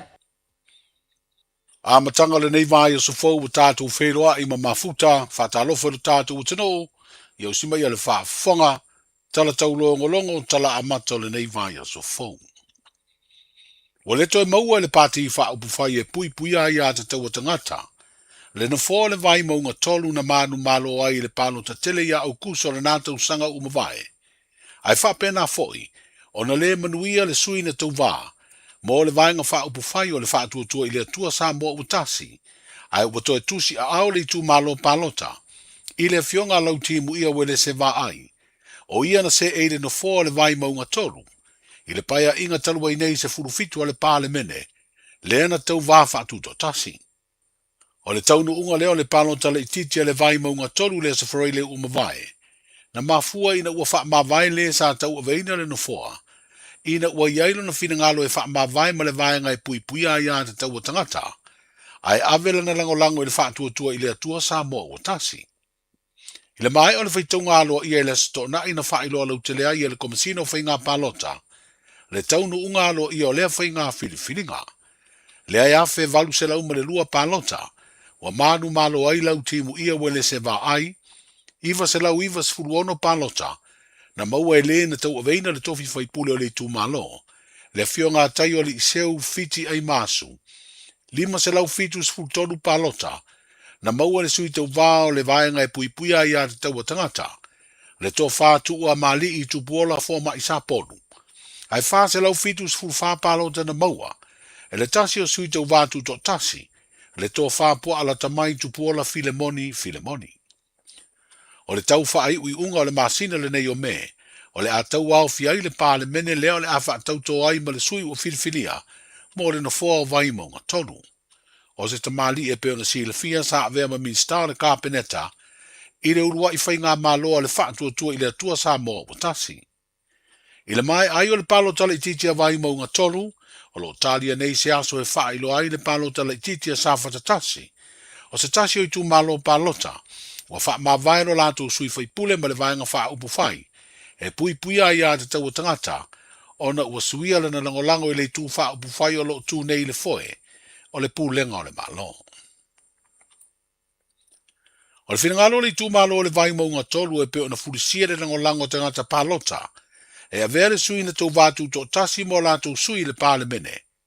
Wa whaalia le fionga lau timu ia wele se vā ai. O se whe au tā ua leo lo o mamori mai ai mo ia. I lona toe tau ave ai o le no foa o le tu malo. O lona tu tō tasi e wha au au le paya I ngā atoa ua o le whinangalo leo le tu malo. Na whau tua ina ai o ia o le I whaia le palota le titi leo wa toe tusi au ai vai maunga tolu I a te ia. Tulanga mo mua ie langona le whakau wa airu mo le tua. O nao le sinangalo fo I o le tu malo e ala le lanto ngal singa sit filinga ya langona le fatawa ya muri hore ang fasta itele le tumalo ya ono le tulanga foi we singa sit filinga ole tawa I ole mele ya ole wo manino ya ile mele le filinga le tumalo e pe ona umai ole tulanga manino ale ya ole voila sausta ia le tulanga le ia war melo le tu to tasi le o se lo to lo timu ia ole filinga le tumalo ya le sa fatinoa ya le voila o manino mai ala I fa I mo le palo te ia mai mo nerenga fastai ole tulanga foi le ole tele yo fe au ia au mai I fa unga le de ole palo ia mai le mama ia ta e mo tuale mama ia ta tulanga le ole se au ta ua le wa mai ia le mea le ole fata ua ele tu malo la tu to fai puli ya ma o manino ala le vaenga le ya le voila ua no fo manino fo el tu langa le ya ele o tu manna ole tu malo e tu fai si pa election ya o ma malo to fai tu malo Ilo tu langa o se tu to tas ya le tu po male o le awa ia ingo tu la fono e fia alu se si pati ia fa mavae ina to foi do palo tele titi ola tu mawa ia ile tu langa le na fi te wai ma te avere to fi se ia ma el lima tu sang manino le fina ngalo le tu malo ba ngale tena vai ola u manino mai le fina ngalo le tu malo tu to tasi ia se mai al pa inga ele to fina ngalo le tu malo to fai si pa election wa tu po la menna ya ke ko su ya ifo yelo no inga te fai dis pa election le o fina ngalo na le tu malo mtu manino mai alla to fe ole na mai mane mtu manino wala to fina ngalo le na mai tendo ta penal palot ya si le vola el resort del palot de lo manino ya yo la to fina ngalo ton wale mana fa manino mai fo eta ya tu langa de ya misal mele ole la wa mai ta bi e ma lo si al fina ngalo le tu malo il fata wala to fai puli ya mai o me fu isa o ta la fu ye il team campaign ya la monal fata wa ai le ma da ye le tu malo le va nga mai e matua I mau vo ya le fina ngalo le tu malo la mai ta il fata wala to fai puli le fionga lau timu ia wele se va ai o le fai pule filia I le mai o le palo tale titi a vai maunga tonu. O le whiringalo le kāpeneta I sana whonu tanga ia se temo o le tūsanga na te nei. Ia toi to tongi le malo tupe uma le ainga o le pāle mia na whaalu. I lana si ngā se mua. Peita ina ua toi taliu mai I whanua ia Novemba o le tūsanga lava uma vai. Sa wha mautu ai le pāle mia ua mai o na tutongi uma mai le whina ngalo ai. E toi wha o lātu le tutongi ino ia tupe le malo. O le wha mtalanga le mai le ofisa so upo le tātu malo. E tali atu ai ni li poti ma wha asara launga. O lo wha ilo ai sa toi tutongi le malo le tau o le waalele wha apitoa. E avei ngase wha pea tonga fitinga uma. Ma siaki wha fo mai o lea si ngase. Wa wha ilo foi le ofisa so upo le malo. E leo iai ni wha maunga. E wha mau ni ai na toi tutongi ma wha ola ia se leni. Ai le singa ngase le taitai o le tātu malo le masina na te nei. O le o ngā tutonu o le vai aso o mawaina toi whaola tia I whanua, le fionga I le pāle mia. Ma sa tutongi uma I le malo vaenga uma iau fia I le vale le whaapitoa I ave ai ngase, le ana malanga atua I New Zealand, whaapea masiaki whaafo mai. O le asalua sifuru o me o whaatulanga I whaamsinonga whaetu malo. E amata o na sue ai mōri mau o le tangi o lo mōri ai. Sui whaasara lau e toa lua o le polokalame o le maoto vi inga I sini Australia. Ae e mua na tango fia I le aso se furu whao le masina nei lava. Le talo sanga lea le lo ia o lo tūla I mo ia sui whaasara lau. Wa fina ua ia tau fia le sue eino mōrianga. Po se strike out motion. O le aso fo I leo ua wha moe. E sue ei le talo sanga le itua leo. Ina ia vatu se whaatananga le wha amsinonga. E wha o ngā ai au walo viso ta inga I lunga upenga ta wha ilangi. E whaia mai ai New Zealand le mōri maua le ua tangi. O le wala unga o le mta upulu nei tau wha amsinonga I le asfrei le umawai. E le itali ai le talo sanga le tamai ta ilo ia leo ne sua. Ina ia wha se ma le fina wina o mōri anga leo. Ona ua sila le whaamsinonga, u whaisi umi o ia tau avele nei tangi. Ma wale tāla whenga iai o na whaia se isi swinga. O sui whaasara lau o loo molia, o loo iai le whaatananga le whaamsinonga le temi nei e malangatu i Australia. Mo nisi o fuafuanga tā ua male a iainga, e toe malanga mai i Samoa i le aso, e su e nai morianga o le whaia leo ni whaasara launga tau whaaleanga, e whaonga ai au wala o fesota inga whaateko na losi. Wa whairola utele ai nei le whaatūlanga ngā whaale tau sanga, o le tūlanga lo whaafoe ma whaatino ai ngā rue ngā tūsitala ma le au whaasara lau. Ia tunu e se lau valu se furo le rangi au fiai Samoa. Ma ua mōni mauina ai le matua pa u māua lalo le tūlanga o le tātu wa tano. Whaatusa lea le 5 tau sanga taluai. I le sā ili ilinga sa whaia le au nanga tū maotia tūsitala le rangi. E tā ua o Reporters Without Borders. Wa whaatūlanga ai Samoa i le tūlanga 5 tusa o se furu ma le 5 stepu o pa u māua lalo ai. E whaatusa lea le tūlanga fast food wha. Sa iei Samoa i le tausanga umawai lua olua 5. O le tausanga lua olua tolu na sao whai Samoa i le tūlanga se furuiva. Ai o tausanga i tuatu lua fe se furuiva, sa tūlanga lua furulua, lua se furutasi sa iei le tausanga lua fe lua, ma le lua olua tolu na sao whai le tūlanga se furumareiva. Wa whaalia le teitai o le tua ngai sa tūla i le tofi pā le mia, mo le lua se furuma o na tupu tausanga. O se tūlanga lei wa iei Samoa i le whaatūlanga nga ua whairola utele nei, whaasino le tūlanga o lo iei le whaatino ngā ngā lue ngā tūsitala ma le au whaasala lau i lo tātou o tino. Lala ta utele ai le me leo le mawalunga o le tūlanga o lo iei le saolatonga o le tūsitala. La tuti avea talamoni o me o lo tupu e tonu le tunu. Ele tūlanga la sa i Samoa le suriva. O le tunu pitasile o le mawalunga le te tala whamtalanga ma le saulatonga. O le utustala i tonu al Pasifika e sa i Manusila. Whapefo i ma Australia. Sa mawalunga New Zealand ma Australia. Lela Amerika sa tu mau le fasulima e temina lona wenga e makwa maula lo kwa Amerika ngai lo kako alela oli masuiva o makwa mawa ya le kafu singa o famtala moni lela vo ye e tilo mai ya tunu uma ya mela to sosani ya Samoa po se tunu e tem kolasmo ya ole upula le alwa tu e memoria tu i le fua le e fua ya tu no o vatu i tala pepelo i me o lo tupu o le la e maulunga Samoa sa fios fa eta tu transferiva Luas furu futas so fa ya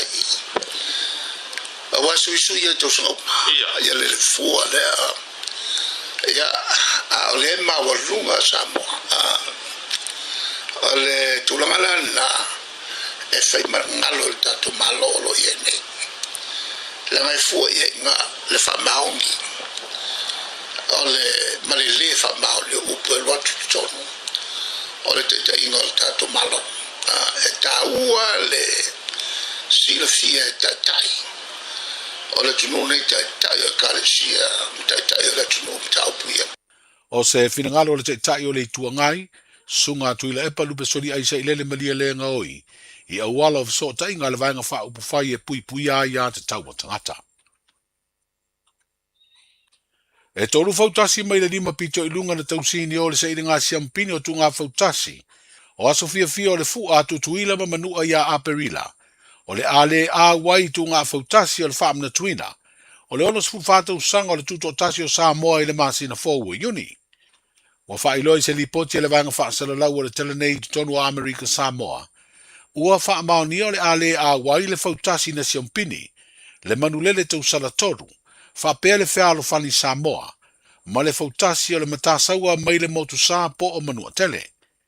O nisi o mafua anga tāua o lo whailoi kāpeteni, wha pea sui o fio anga ana ia fautasi, ua mafua ia lātou whaai unga i le āwai mai, i wha anga tama i le tai o le tuto tasi.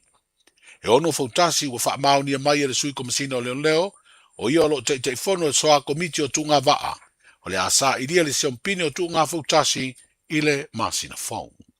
O tala amatai o le nei vai aso, Sa lofa lava, o le si ufafonga le nei o Samoa, le Radio Samoa. Ooh, it's an ad break. Perfect time to be reminded that winter immunisations, including flu, are available now. Schedule them in at bookmyvaccine.nz or with your healthcare provider. And hey, you might get a ticket off your list before the next ad break. Au kilani wa esa uni. A fiu mai loe le Harrison's MZ I o Tahohu, le fale ofu polenisia pito I sili o na tele ai la e moa li'i tamaita e mawhanau. Mai ia e sui ai la e o oi mea lofa masulvania e maua o mai le no whanga e tasi. A fiu mai mawhailo mai le Harrison's 20 e to asia ai le 20% mai uloa ufa pa uina. I oe, ta o mai le Harrison's 20 ma surfe ai le 20%. Le Harrison's NZ I le 23 Hall Avenue o Tahogu e te le fiamsia. Ta alofa lava o te roa.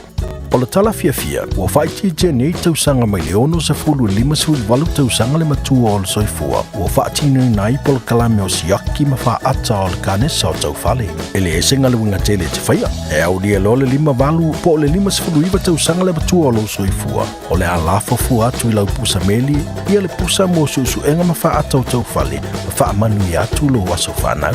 Ai o le vaenga le leiai, o le a maua fua pusa ma mea whainga luenga, o le whaati nui na o ia wha ata masusuenga e tai lua tausanga malafu atu. Se ia o lava ina I e au lia le fitas 5 tausanga le matua o lo soifua. A vave I loa, ma maua a unga o le kanesa I le amatanga. E susuenga ma wha ata o tau fale. E ma whai o na tonga fitia ma le manuia. E le aise te tonu. E vave ma whai ngofia. O susuenga ma wha ata o tau fale. E ma whai o na wha sao I naiola. A maua lola pusa.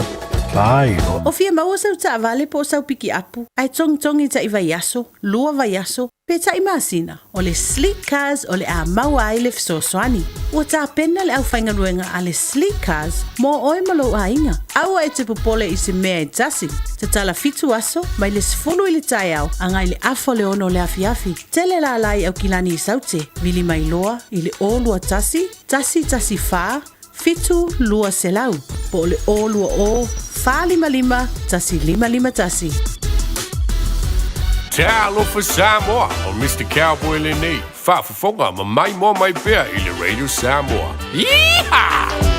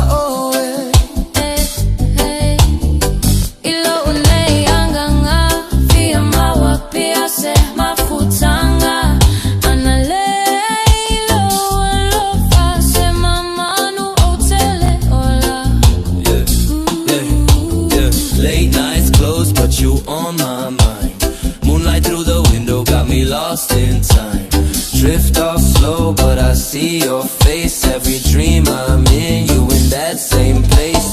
Heartbeat calm, but my thoughts run deep. You the reason I don't mind losing sleep.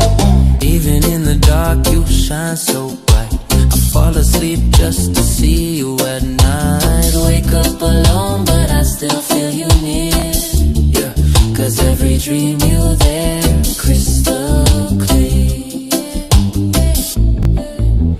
Moile po masina. 5 minuto lo tiene le chula se football loa. E longo le tau le unanga le fonga le Samoa tasiliva tolo amole le fo yaulu le aso fua. Malo atu nga lue malo tawa tani pa ia malo tatu wa tino. Ole moni malo longo le fo yauli ono le pisi fo nga nga mata mo le fo yaso. Ea ai fa malo atu fo tapo inga mau na tamam tina matua. O penau na popele fala maula le mulila. Latu faiva mo latu tute masani. Tapo ingo nga lue nga le aso mo le aso. Mai se foi le aloato na ifana ia onga. Ya bale, fingaluenga tofi le tua te fa malo atu tatu pokalame nei te meleuli. Songa fa fengainga, atu voi leo la tu fortua. Yo ngai patele te mote safa pe fo onda fa malo atu. Songa fa fengainga malo lo manu malo. Te lo le wa mtalia fo ina anga i fontanga al tatu e kalisi e fa kasa. Pero masani tatu i tau sanga te tasi, ya tatu fo ila le na ua. Totele la to ia wa mato na faimalanga atu i Samoa wa ia la mataina foi o tatu fonatanga ale fakasape ona ile nei masina manto foi la tele o asa momua e tele fatino ia ni se o tatu e kalisia ia la tu a sautina me se lava le fakasa al tele kalisia ia fato afata lu lava ia la sautina ile asa ilu fatsia ile Samoa.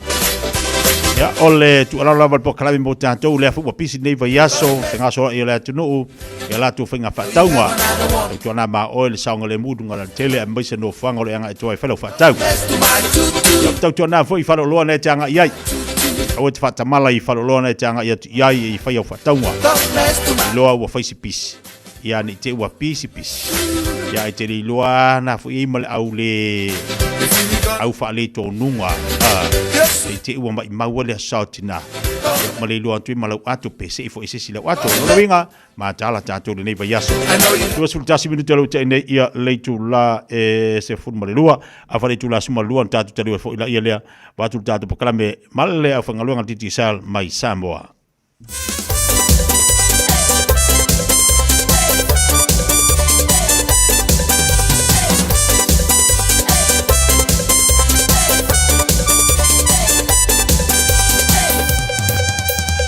So mai lau si bala ngore pense fai fa bea Cansileo soy luma ai pa kolu ngore ea Patata mai tami o pa ma popo mai telea Seki mai le kabi o pa stanga mea Sama o Fiafia se pa uma mai ngore mea Usura ka ko pese I richo ngore mea So mai lau si bala ngore pense fai fa bea Cansileo soy luma ai pa kolu ngore ea Patata mai tamu le pa ma popo mai telea Seki mai le kabi o stanga mea Sauma lo Fiafia se pa uma mai ngore mea Usura ka ko pese dream mai fa bea Fefe Fefe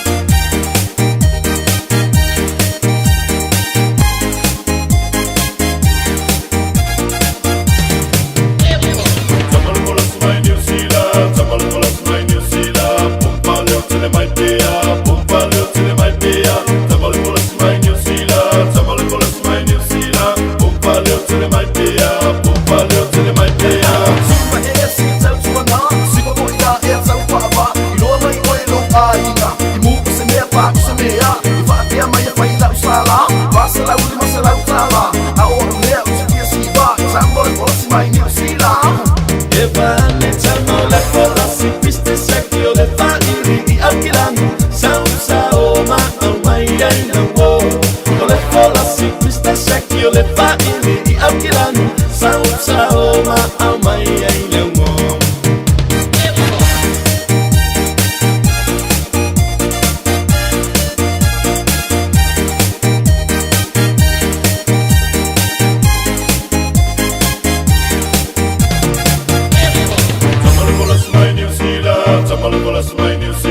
Ave fianga si filoi mo tātou le nei fo ia oli ina ua se mari mo table wati lea ua afaton nei ia leitu lai se football lua. I lunga tau tupa le ranga si fonga really Samoa ta si lima vitolo amo tātou pokala me whanga solo ile nei fo ia oli pe ole maua mo ile tau tupa le ranga le really Samoa. Musika so filoi mo le fiangela tino i tau maftanga vai ainga a pisi fo ilta mali ni va yaso e sa ilis te tusi ia awale a sao tinala tau pisi atu e mare whanau ia e faise me alofa mo tina e la wale watu tu alalo lunga tātou po kalame tau tuana man tātou le whalua ia i whainga whataunga ia e pe ia le air vai te mi whapene le pisi e whewa ia le leima le au le lei e le iloa le se il tangata lau atu ia fo ingai manga ia le la popo o ngā rima ma kua wha mawhanga ilau a kukupe ilalo le au la tau whea la wale te whe masa wa i ai mo wholore ka manga ilalo lo au wari kai ako tere ia se kupe kokongu awa wha ngofo pe ilalo le au Afa tau nele tu lasi football lua. Pero fatu te me solo la mfanta tu sota ia tu la unanga tu tu titi sali Samoa. Awa fole unanga masani le ua fatsi mai ia la fionga ia la fsa i lata tu tu le titi sal. Ya lisi fa vaenga fa ilo mo fa fonga tatu watu. Abese le pisi le va yaso i tatu tu pelafo mo Samoa le tatu. Vaenga fa talo fatu molanga fa lora le vaenga le oli. Talo fati tia e sen matsango fio lo seile de tu longa le aso. Ai a fo vai vai pe ia fa ka ko fa pe ka se kong wala sorry kusat se le banga ai ko se leng ya ko era se era umaka ko nge yaso ko se leng ai fi wasu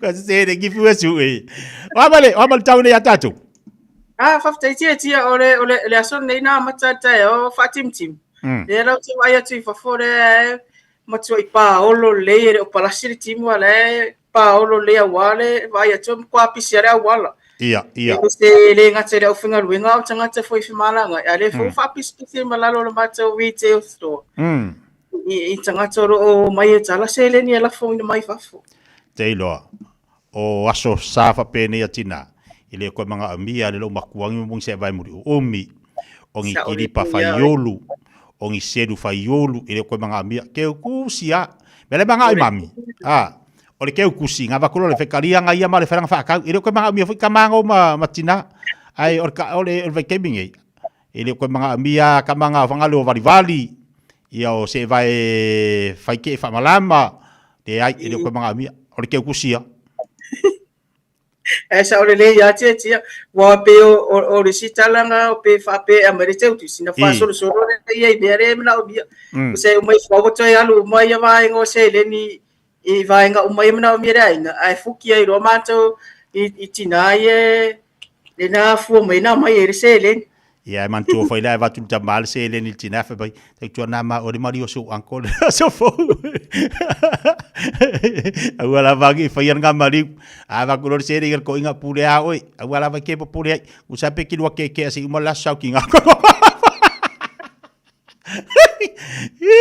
ola una nga tau tu al tatu ti sal o te lo te awala ma vai nga ton fa ino mo fa fonga tatu watnu sa sa noia Paftai tia pe ole moto yo Fiafia nei aso mo ole fiso tainga ono o vaenga foi o mato nanga e manuia i foi tato umala vai me se mato le pio mato le sa ole kala le fa karkingi e mo ole se le ni le la fo mai fafu ya o te le foi mano no io tato ainga pa anga uma foi radio sa mo le nei o le fo la fo mai se le ni nei sa mo awa foi fa taunga e me se foi ia vaenga uma fa tino le asautina i ore asora nei ore le o lona lua ia ile vai asora o fa alu ile mato Mother's Day promotion o mato ngalu lua fa tase la male click X pe ona sira fiatia tia ore click X le o ni sina o pa angolo fa pe o mato ngalu lua fa tase e la foi na mai se le ni mai ni sina ma Australia male ma tunu foi o le nei la lang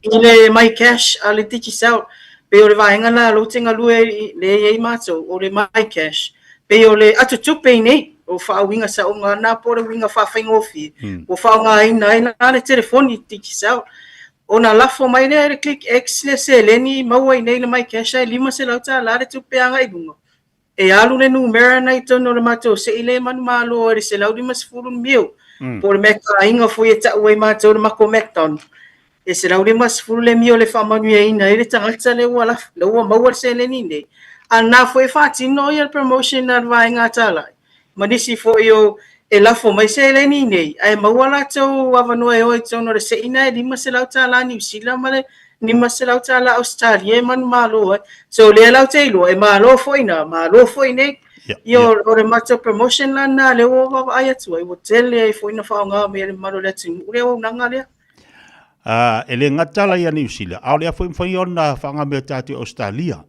te sa le ia te va be la va sau te lo moni o tatu ai ngo foi lo ngalu fa vai taimi e ma fai ona so sani ia na itama o le wa tu ti nai sa mo e mai sa ili seleni ole au nanga mal tu fa ngo fiele mo tatou e sa ole le ia te wa pe ona sila fia fo e fai ol fa ngo fia ona mo ai fa ngo fia fo ona anga e tala inu itu o lo wa ia fa le o lo po pisinisi fo i wo mato ngal lue fatas e tu mai le sa o me fai ona tau ave ina le o nanga le o le tala ma te o se len no winga e fa mama avenga le va ve ona mau le rates le la fo mai click x anga ele mai cash ai fa ngo fia ina o na tala i tuala e mawhai foi ona whaatino i whātau. Nei lo le malanga mamau mai nei apia. Ai la fo merese leni wo afiafi wo tapuni fale i apia. Mawhai a ona whao ngā lo fale o loa na wo umo na tatou saini mai tatone e avea maa tatou paanga. Ina ia mawhai ona anga i tala i se leni. Mare e tele le vaenga leo mawhai ona wha mama avenga mo tatou. E iei nei ainga tuaina maanawa i nei. Ai toi fo ina la fatu tupe. Poi la tau la yo lea fatu amaua mai la le au nanga le maltautua. E whawhia na la tu whaia le restala. Restala la tu ilungo le tatu poklame le al tatu titi sel. Ina ima whai o na sosani ai mo tatu tupera la whatu au teno la pisi nei verso. Paftai tia o tūlanga le restala whaingo fia i. Pau lawa tūlanga i ai le numero tiki sawa ma lau telefoni. Ona nga e maila ia pe vala au mai titono le tasilua tolu pe te su mai foi le matau la po le ofisa. Ia, pe fesiri foi mo flora, fa whaingo fie ai le mataupu. Pau la tu langa ia ia sau ID, ale ai se ID o le pe o le passport, o le pensione, o le ID palota. Ia e me se foi tu langa ia i whanau a onga le ID a onga ma le pe whanau. O va engala ai a wha pele o ia se me o ia le temine i wala, le ma whaina print mai pe a. E ma whai lawa na su mai, pu ela wata, whai wha mau ngai. Ai se vanga na lola, ona restala lola ia, ai se vanga na ole atala, whato a mai ele ai tie, e ma whai ona tala le selen. A ole teimi lawa e umai na restala, wha aola lau mai cash app. Wha tatani loa le la, lafo mari selen e wha ngai na, ina le click X, ia marisi foi le ole MoneyGram, Western Union, ole Rocket Remits, mari remitly, e wha ngā mai lai wa, engari e lafo mai selen. Ia le vaenga na ta o le mobile wallet. Ona tai la i o le numero tiki sao loa o restala na my cash. Ia ona maua lola i o le seleni au noa masitoi ale tu se fale o loa e tala mai le seleni le umi o kiu loa iai le vaitau le ne. Ai, o le sina whawhaingofie. Pule lava oi pole ale asa ma le taimi e tala i lau seleni pe a mau. Ware e le whape e a mai loa e te tauana tala, ele ai, e pule lava oe whaonga ina pe, tala le si vaenga pe, teu le si vaenga mo sisi taimi, aure pa whaingo fie namba ma le vave fo ia tatou, o le vave maua i o seleni, ai le leile rate, guarantee lava, ele leile rate pe a whaonga ina mai le mai cash e lafu mai le seleni. Mo mātou mo tele sala fai, o le au nanga le tautua fo ilea ai mo mātou sala fai e mātou te nofo, o ani au nanga, whapena fo ila le au nanga tatou le mo tele sala fai. E le tala foi le o mele le nei upo ia sawa mare le foi sala fai ia more mine yo le fatino la vale ia le o nanga le pe on fa ngai nei ia la fu o pese sala fai o tele na mai tau no fa nga mai o no le mama foi salo longo me o ia le ma tau la ai o lo ia ma tau fale o do pau na vale mea a fia mamla ma tili po fia tonu le fale o lo ia nga ia o lo manino la vai so ta inga mai lunga le Facebook kala mato ofisa por tasi lo tolu foi ona fai lo atu lo le o fale o lo ia nga pa lo fa tai ia fa fonga bal tatu atu no Australia tatu inei fe la vale tima mo le tatu danga ia ale falto ia flora o leo fa ai lo mai tele vaenga o tau popole fu apola timi la foi le ai o le alo mafai lava o na whaonga o nanga matautua ni so tātu whaoloa I no I tua o lo whai pāanga mal tātu company wala tau polpole lo wha manino mwha I lo le vaenga se wangana wesi se vaenga whiongol whatua pole ani vaenga tau te wha inu mo whafonga la tunu wha manumot ia paula wale tūlanga I o mole tūlawale e nganga whaftaine manu le tunu oro whaonga ina fo le mato au nanga le mai cash ia wale o le vaenga whawhingo o fiele ia tātou pe o le se leni lava e whaatino mai mana onga e meise tūlanga whapena o le si foi me mana ia le vaenga lea ona e whaatino e lau cash power o le teimi e receive le se leni mai fafo mana tua le pili o le vai ma le cash power ina ia whaatino le se leni e whai uma lava I lunga o le mai cash app le matau po le matau unanga lea ia tūlanga na ai o e mamoli atu foi le whaaftai le pūlenga foi ma le au whingaruenga e mese lau ia tia ono le avano matau mau e whailoa tu ai le tūlanga I le matau au nanga e mese foi le matau whalau iloa e mese foi paanga uma lava lo whapeona whaunga ina mai le matau au nanga tiki sao mai cash e whaatino ai le lafonga me o se leni ai momori atu foi ma mo lo fola sautina wau te iloa a te una whatoa maua ni siwai aso por masina fofo se tato se matau avanoa ai ma ave yene nei teimi e mori atu ai le mo lo fola sautina itina malava lo fa peona mau mo le tato por kalamere nei tu la aso ai me se foi le anga atu le fa mana tu ino le fa pitoa ma wia foi fofo fa yo le nei aso fa ftai Malo, whaftai tele lava flora, mana I tele le tūlanga pe ona I le tautua malanga mo le malo le tātua. Tinu, lewa, ave fo iau whaamorianga, ina I tina o malawa leia sa tina o la tātua wala tiai, tā whaifia ke lope lo maua mai ai, tā whaasoa. Ia, alpa kalame ai al Radio Samoa, e mamoli atu foi whaamorianga le tautua le Radio Samoa, male pulenga, e le pa ia mo lunga ina I tina o malawa I whalitua, tina mātutua, tina whiololo, tina laiti, tina o le aintai to lua o lofto tasi I oe o le ale to ngati nana te momoli ato lo fanga ati tie mal pokalame bol mamalo le tatu atlu ia e se fole una mal tatu ale tatu ati sali nei Samoa o le ato lo fanga le tatu pokalame pa moli atu ai la sautina mal fa boy o le tatu to ma fute stemi mo mua I lungo le tatu tatu ai malu la vole nei vai asi tu te mangalu sai la vatie fa pena foi lo fionga ia so I foi ia sai foi Ia lena, whafonga le tātou wa tinu, I lunga le tātou pakalame pere whafonga mai ai. Sei mara wati leo tu asifun malaiwa minuti na tā leo leitu lai tasi. E la unanga mal tautua le tātou a kampania le titi sal, e se le mana ia. Whaingo fia mea uma, leise me tau popole fua, leo whailo mai e mawhai lava o na lafo atu lau tupe, la lava le teime te mana vai o leo, mwhai o na maua whalo loa whai alo ngā rurue whatasi mal tātou kampani, e mawhai ono fsosane mo le tātou wa tinu. Ai o leisi vaenga tāua. O le lafo lau seleni, ai maua lau tupe, mo lau lima se lau. E alu dalo suafa, afa peka inga la e koruse lau renga e lafo lau kinga, pa uangar kere olu alo fai lau kinga e koruse lau. Koe lafo mare lima se lau di kinga alu korua, koe lafo ilu anti a. Afa pela e fa akoru nga lafo lau kupe. Ai ke ua fai akungale le se e sau fo ika koe afu. E laki mo le korunga, oka lima se lau, afe lima se lau. A renga ela fo ringa le korse la ulu kinga ia male fa male sfuru kau sanga kalunga iksa ungisila ia male afo male fa se la ule kinga o lo ko alua fa ya kwai fo e la ke le ako kala le fa e sa o kala fo ya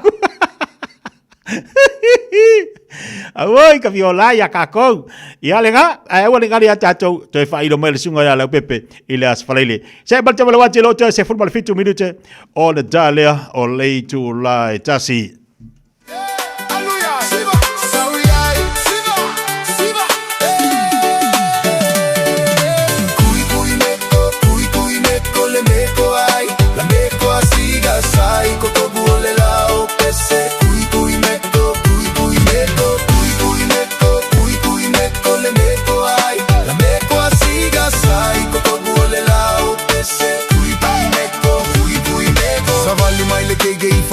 ke au fala vela ve kapa kuile pamu wa o kui luga si valole dance floor e musu mai ai yo lo itoa ese lele ele fia maka ese e akafa so ko e mata i tete wa o akaloa maua ai la o keige ai o ke leilo ai ga se o keige vai lele vai o sole si va fai ma fua le ke le o fa fige fai o ka i kwalua e ma o ai fa pe o so lucky e muli age ma o ile fa mai kui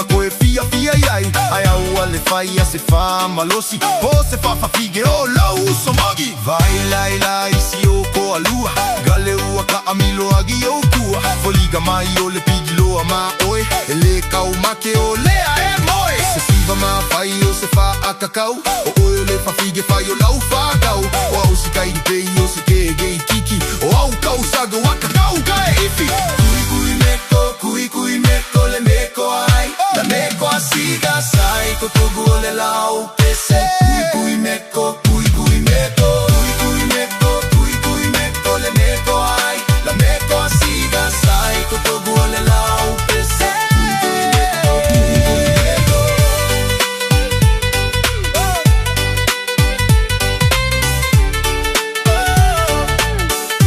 meko, kui kui meko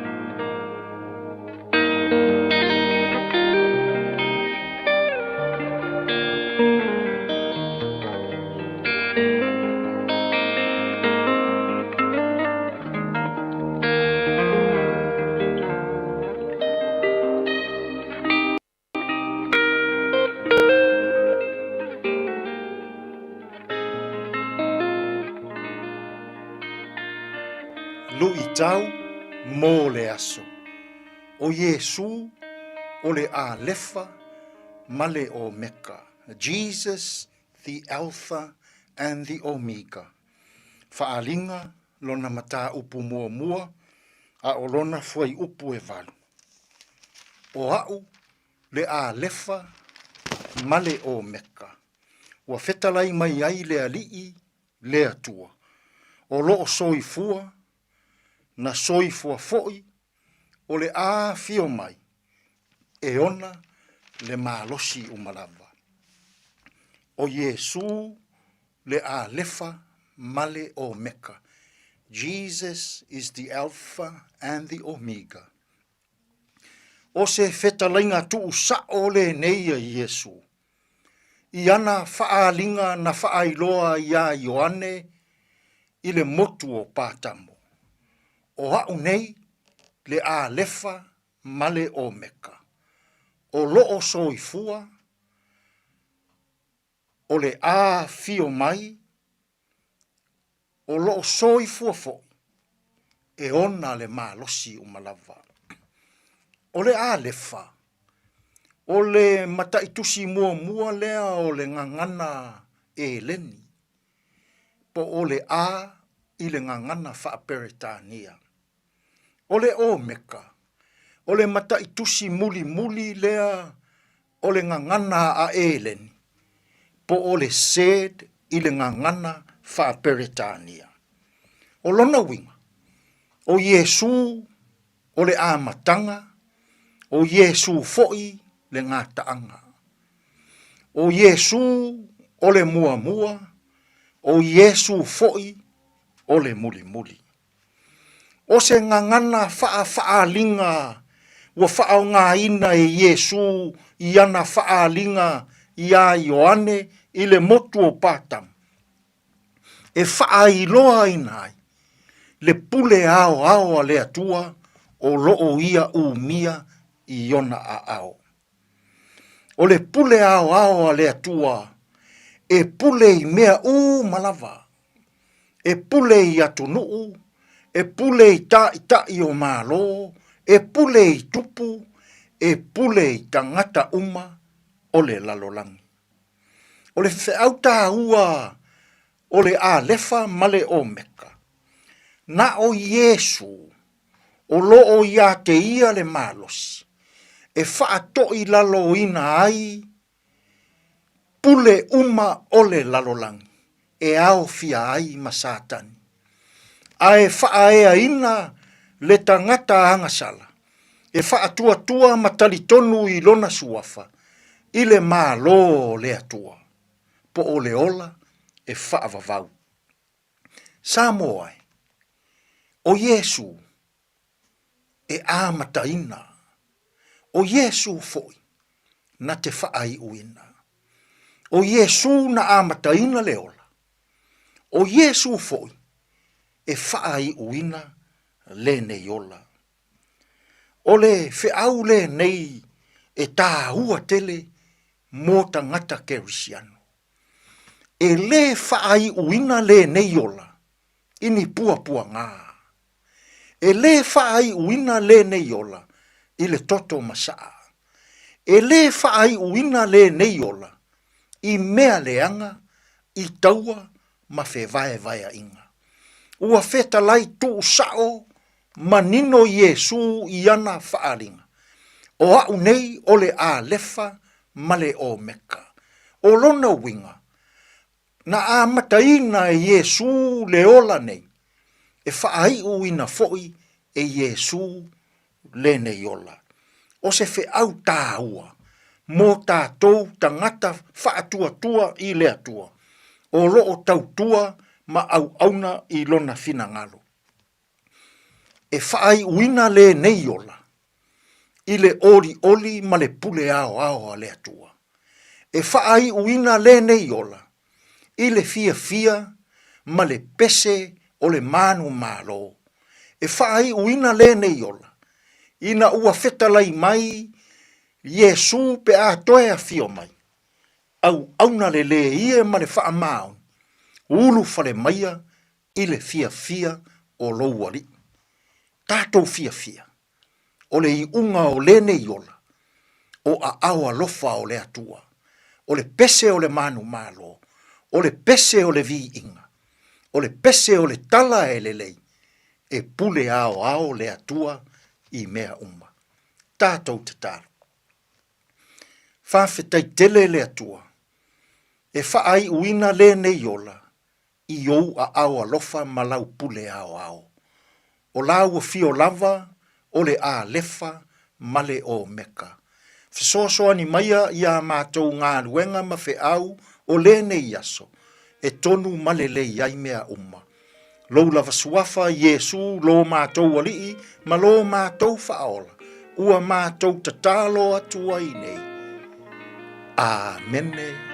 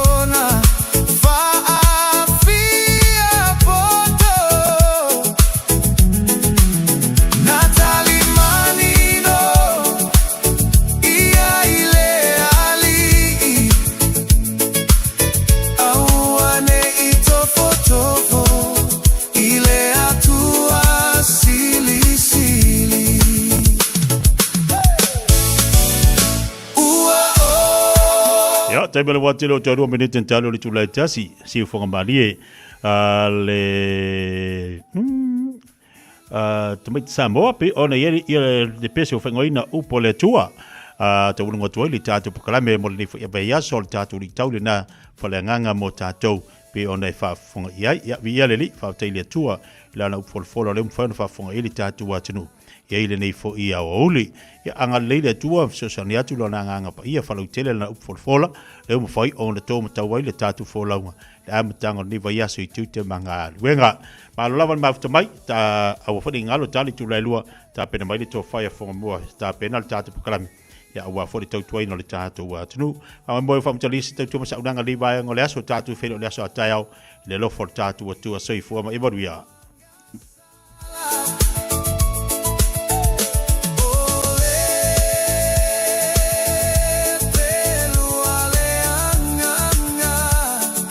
Tala falava o le siufonga le nei o Samoa, le Radio Samoa. E ai se isi o le tau ainga e wha persona leo. Pe wha perfoi. Wha mata e avea le tale i ma le tale maasani e tau fia ai lātou mai le whai o lātou mea maasani ai. E ta tau na lātou e whai suenga o le tale a ngā i le coughtest.co.nz. Pai le suenga o le tale ma whai loa i le fō mai coughtest.co.nz e le ai se tatongi. Whala au talawai e iai tūlanga la matia ma tūlanga le lei o whala au. GlaxoSmithKline, New Zealand Limited, Auckland. Le Shine Dental, lau whale wha inifo wha moe moeina. Lātou te whaia fōwha te alano a ngō unifo, ia so lulu tai tasi. Te le awala e me whaia na tutongi ai lau tong fitinga. A fio mai loa i le 5.5 Great South Road Manukau, bevili mai le 2.5 o no whawha, 2.5 o no whawha. Mo le Shine Dental e ia inga whapito. Oso. Son, fe o kausinga iau makari I la manga iau lau ka vali fou. Na boi amu se uso. Bag. O le Enterprise Motor Group man ka. Mo uso ia I kaya wangi. Lei yang whakamoe lau whainga duenga. Ai o aku rea Fiafia wa show lau ka mai lunga lau wala. Pa o ma koenga ka vale. Piki apu SUV, van. So koenga ka vale ha. O fe foi cover. O le 5 fiku Great South Road man kau. Pe vile le over se lau 5 o dua korfa. Enterprise Motor Group Manukau. Sa ili, fili, ma ave loa lau ta'avali. It's easy for life admin to slip down the list. So, we're politely interrupting this show to remind you that winter immunisations, including flu, are available now. Let's get them sorted at bookmyvaccine.nz or ask your healthcare provider.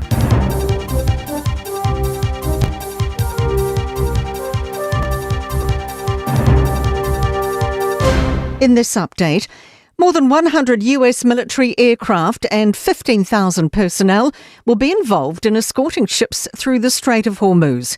US President Donald Trump's announced the humanitarian gesture. He's reportedly told an Israeli news agency Iran's 14-point peace proposal isn't acceptable. He's previously said Iran hasn't paid enough for what it's done to humanity and the world over the past 47 years. Feature Story News correspondent Simon Marks says Iran's proposal didn't have a lot of give. There were lots of demands, certainly absolutely no indication that they were willing to confront the issue of nuclear enrichment in the document that they reportedly sent to the White House.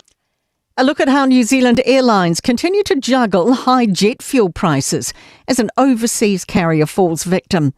Budget US carrier Spirit Airlines didn't secure a $500 million bailout from the US government and is cancelling all flights and winding down operations. The airline filing for bankruptcy both last year and in 2024. Aviation commentator Irene King says here, capacity reductions will remain the main way to manage costs. If we look at international, I don't think we've seen any real major capacity reductions, but my view is that they're coming. The Prostate Cancer Foundation says a nationwide screening program for the disease should be a priority this budget. It's asking the government to commit $6.4 million for a 4-year pilot after its polls found 84% support for the idea. Prostate Cancer Foundation President Danny Bedingfield says, like any cancer, early detection saves lives. Yes, it'll involve a form of treatment, whether it be radiotherapy or perhaps surgery, but then we're fixing these people up and they can go on and live, hopefully, a fairly normal life. That's news. In sport, a 17th place finish for Shane Van Gisbergen in the latest NASCAR race around Texas Motor Speedway. He made up 13 positions after starting in 30th, but still drops one spot to 19th in the season standings. Detroit have rallied from 3-1 down in their NBA basketball playoff series with Orlando to advance to the Eastern Conference semi-finals. The Pistons have eased to a 116-94 Game 7 win over the Magic. It's Detroit's first playoff series win in 18 years. They'll meet the winner of this afternoon's game between Toronto and Cleveland. And Wu Yitsa has opened up a 10-7 lead over Sean Murphy in the best of 35 frame snooker World Championship final.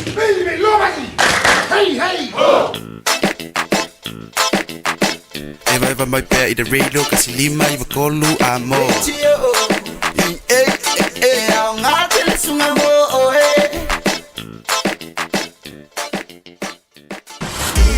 Radio Samoa. Taslima Eva Tolu.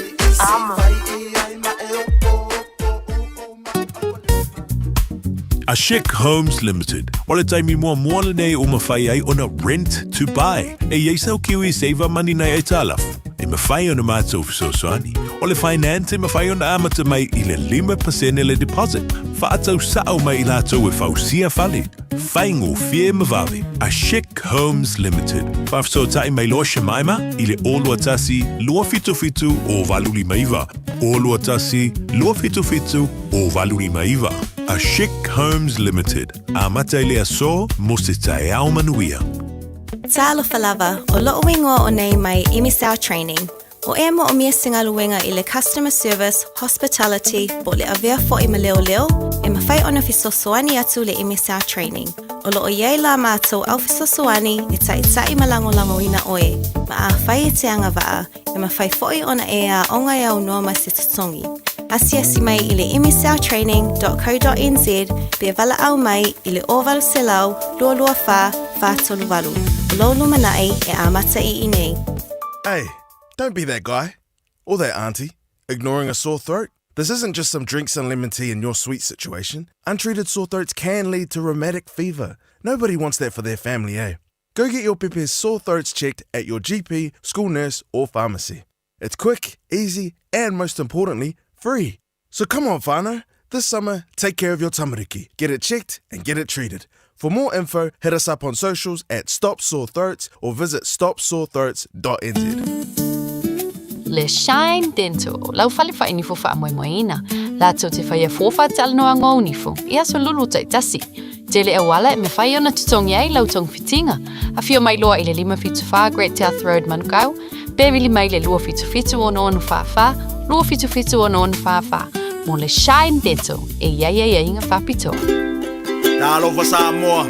Wa ule nei o kasputi alu. A wale suia le ngila wa le kio. A eva mai ina se fulu lima iwa kolu. A mo Radio Samoa. Bevela a.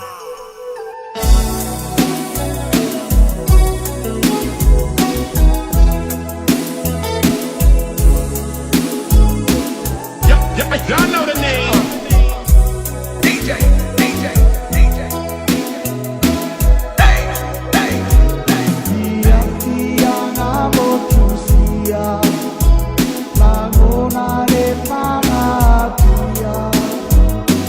Mafuta na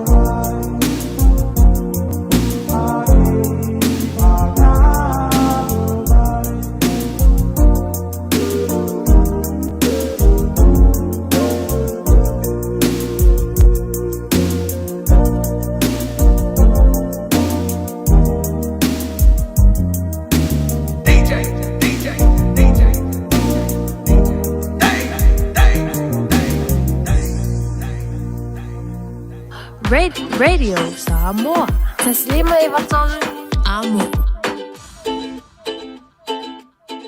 24 hours a day, 7 days a week. Radio Samoa streaming live on www.radiosamoa.co.nz.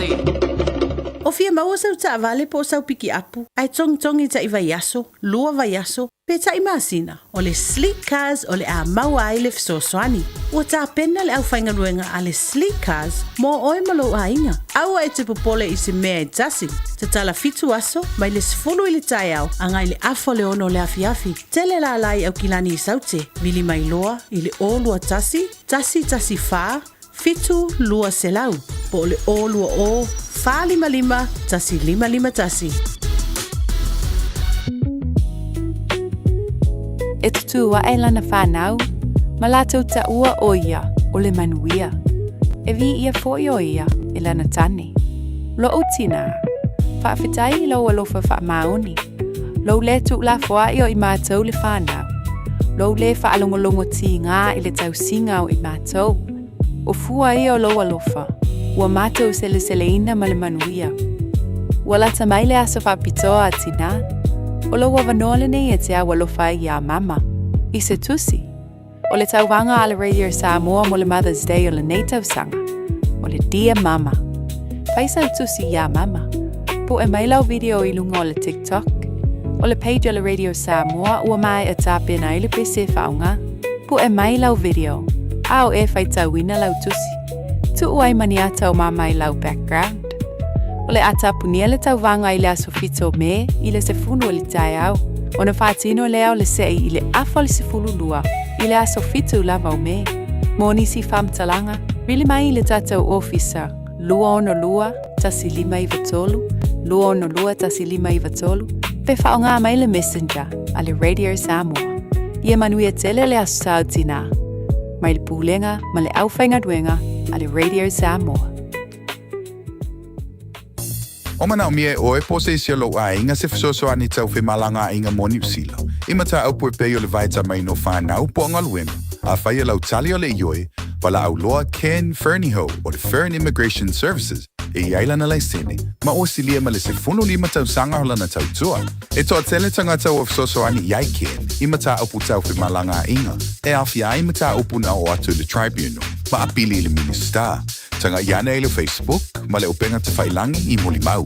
Mo nisi whamtalanga, wala au mai le Fern Immigration Services. O lua tasi lima tasi, o lima.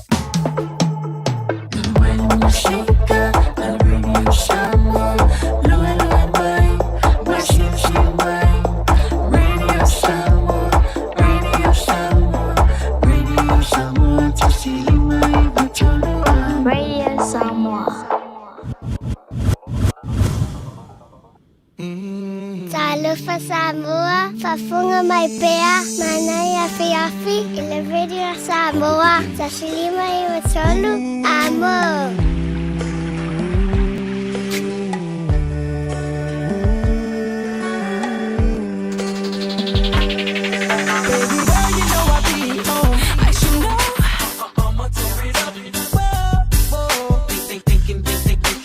Culture. I'ma tear it up. Do this for my culture. Ooh, you looking like you like. Yeah. I do this for my culture. I'ma tear it up. Say my name. 6, 5. Little know what you feel in my own love in the way you be.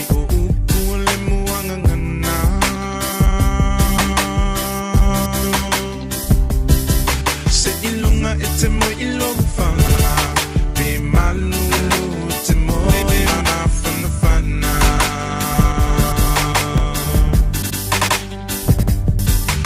Be only name la it's a how my way. It's a man to alone. It's a no money.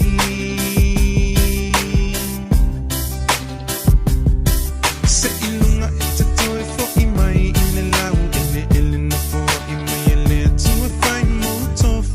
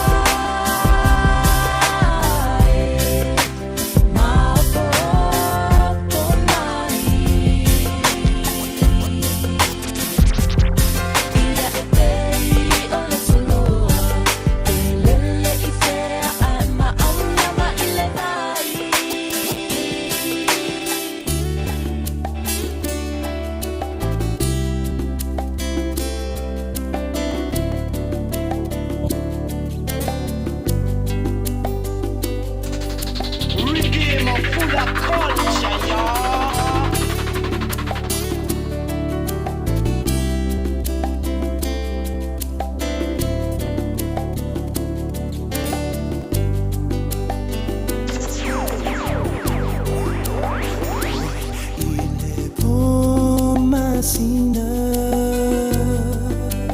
moemitio folinga leta nitonulea tufa asibai le aniva no foloa ilunga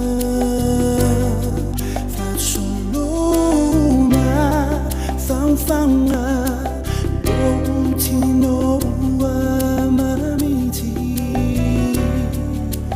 loi mata wa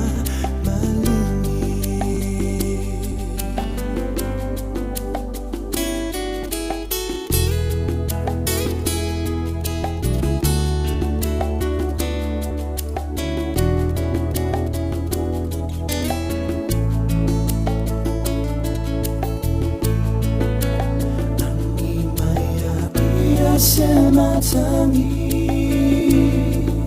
sei momoli atu setali iate ya ua ioe fiava atasibea maoe ila umei amama wape asema futanga angalei lo alofa semanu ote leola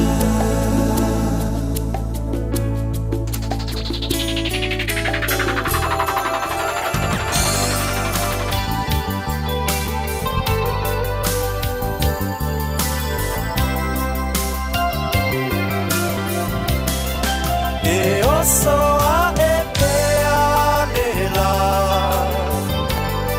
sulumia tuayo folinga a o fa tua tu ile alofa be moli e ala utatonga mulu mulu a foene sunga wata uku mana tua ile lota ua moa lulu o se filisa la fi mai tino ile pomisa wa mavaya ile alofa se fa no ai malori mata ua la eita ua ifa no anga ia pula e peale alofa ilo tava mafusia ita ua peila ma ita ose ma atu ula foa ina lo utino e o a o lo ufatu o foina pula pula la ngoto sunga dia o uma faufaunga le alofa mo o ele uma ia etalia umalo na yo alofa ama le tatiana na matara umai yo noa tanga Igusila safa alilo lilo mo sefa atasinga le alofana te amataina sefa no ai malori mata uala elita ua ifa ano anga ia puna e peale alofa ilo tama mafusia ita ua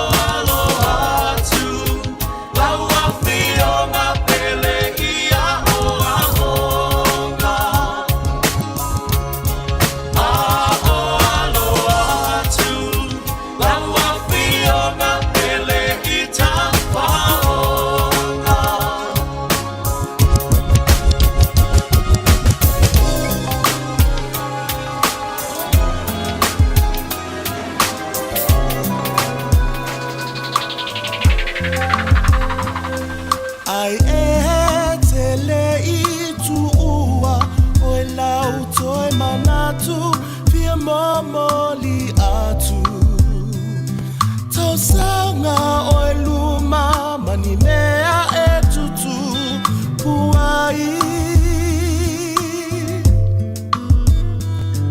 Ole nuu na mati